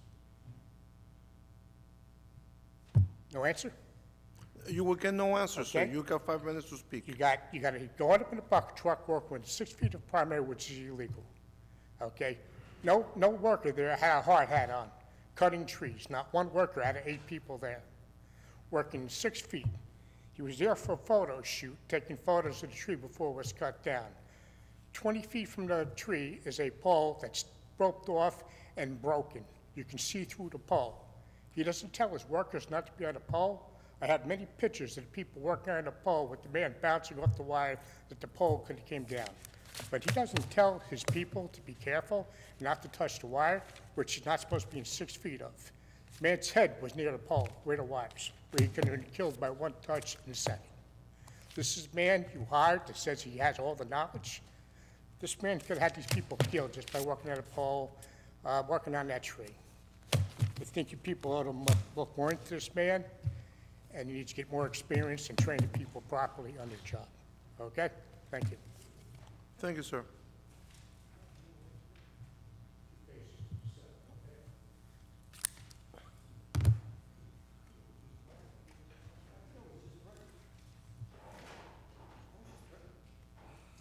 You can deal with the police chief afterwards, not here. All right, I need a motion to close the public comment. I'd like to make a motion to close the public comments and ask for a second, please. Second. Mrs. Ormond? Yes. Javik? Yes. Brown? Mohammed? Yes.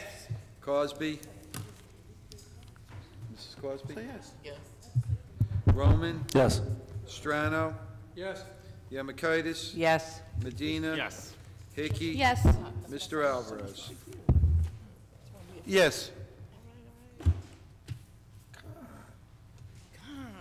Okay, we're going to go into 1 minute for the dais.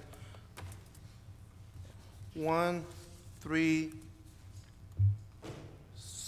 5, 6, 10. Mayor. That's it? That's it?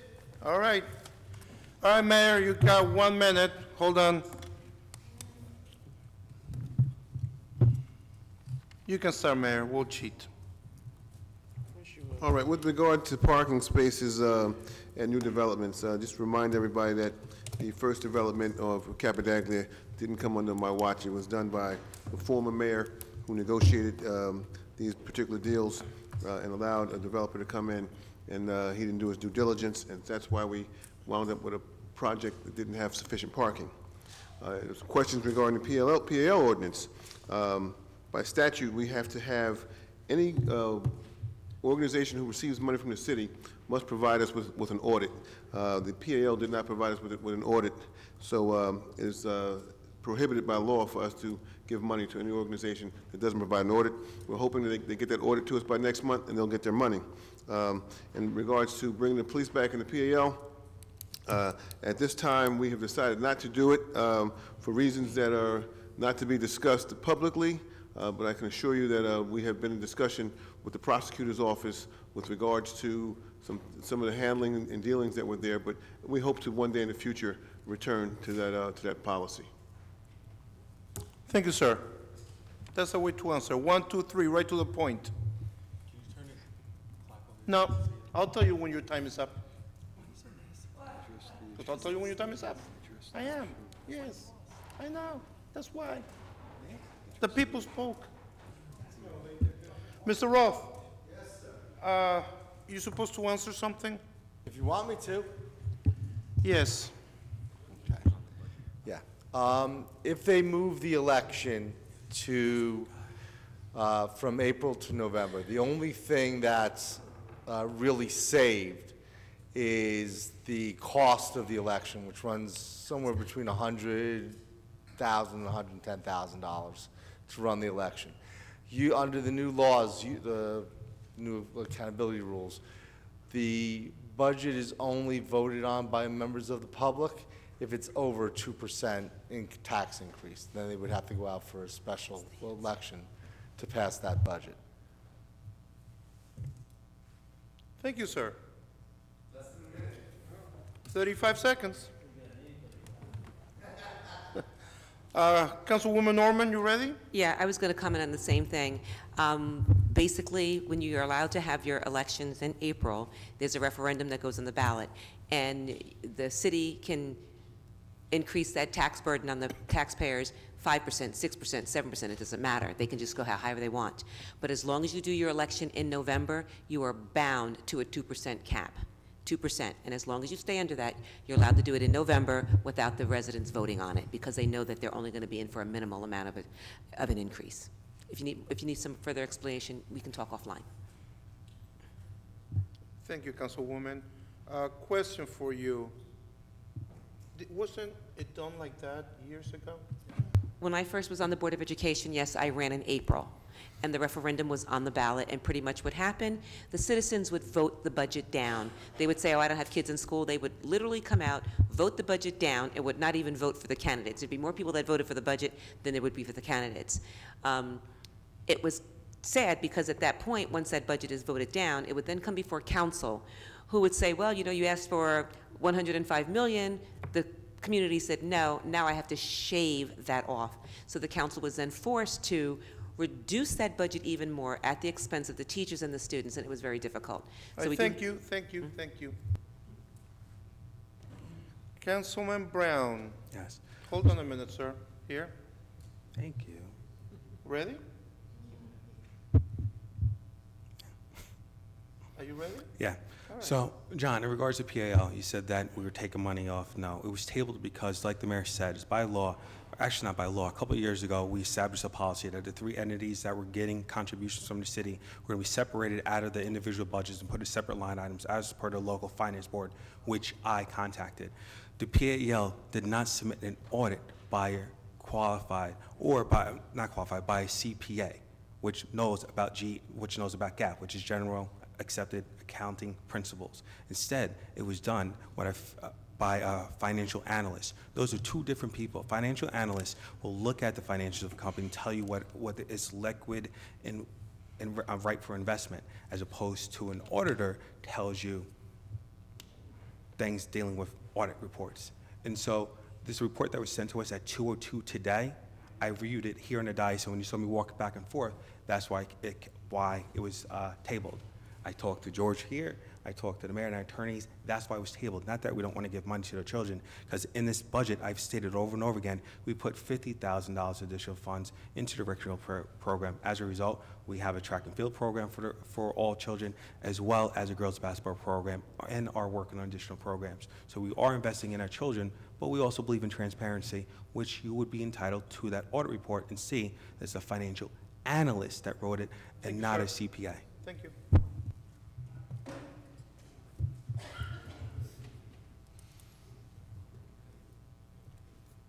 That's the exact same thing the mayor said. And I have never heard you speak so fast. Ms. Cosby.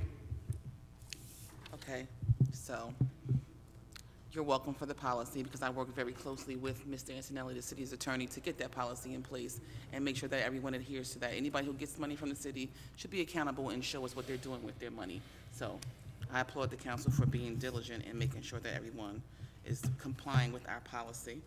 Let's work together. That's what we hear today. So let's work together. First, let's stop blocking members of council who have talent and let them get on the committees where they can be effective and move our city forward.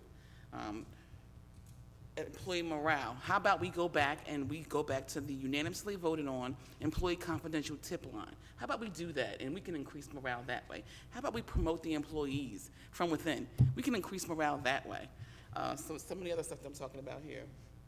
Like I said, let's work together. So let's really do it and not just say it. And there was a resolution 2018-286 that was pulled. We talked about it briefly last night, but then the majority of the council had a powwow, and so the resolution said that last night Councilman Strano and I both volunteered to be on an ad hoc committee which would focus only on the investigation of a port authority. Thank you. And they powwowed it off the agenda. Okay. Councilman Roman. Should I go? Yes, Can I please. start? Yes. No, I haven't started yet. All right, Johnny, Infinium is self-storage in a hotel, maybe? Something around those lines? Thank you. LEDC director over there. What else? I went to School 6 the other day, Freeholders. I asked the School 6 to apply for a grant that the Freeholders give for the students to dig in. They got the grant. They got flower pots. The kids loved it. It's awesome. They're going to have a lot of fresh produce. I just wanted to, I forgot that in my report. Also, I'm this close to getting those stairs fixed. Kind of been tunneling behind the scenes about those stairs, using my skills as a purchasing agent and understanding government administration. And I'm going to present this to council, every single member of council, in an inclusive manner, including the mayor first, this coming week. Thank you. Have a good night, guys. Thank you. And Councilwoman Hickey. Yes, Mr. Principato, I just wanted to let you know, Resolution 2018-250, Linden Pop Warner Football, we're also waiting for, it doesn't state on here, but I was told by the clerk that it was put in here until we receive their audit reports as well, that we won't be cutting them a check either. PAL 1 was taken off of the agenda. This one happened to stay on because the clerk changed the terms in it. But we're also, just to let you know, we're also awaiting their audit reports. The one thing about audit reports, when you go through professionals, my concern is they're very costly. And these organizations are all about the kids, and I'm hoping that maybe we can find a better way to get their audit reports through some city services, so that money goes towards helmets and bats and other things rather than an expensive audit that I'm sure that our finance department can take care of. And I hope everybody has a good night. Late again. Thank you. Thank you. The following council meetings will be as follows. Council conference meeting Monday, July 16th at 6 p.m. in the council conference room, City Hall, 301 Northwood Avenue. Council conference meeting prior to the council meeting, Tuesday, July 17th at 6 p.m. in the council conference room, City Hall, 301 Northwood Avenue. Council meeting Tuesday, July 17th, 2018 at 7 p.m. in the council chamber, City Hall, 301 Northwood Avenue. I need a motion to adjourn. Motion to adjourn. Second. Third. Mrs. Ormond? Yes. Javik? Yes. Brown? Yes. Mohammed? Yes. Crosby? Yes. Roman? Yes. Strano? Yes. Yemakaitis? Yes. Medina? C. Hickey? Yes. Mr. Alvarez? Yes. My personal site is still open and welcomes all who love me and my family. I will block them for anyone that wants to have it.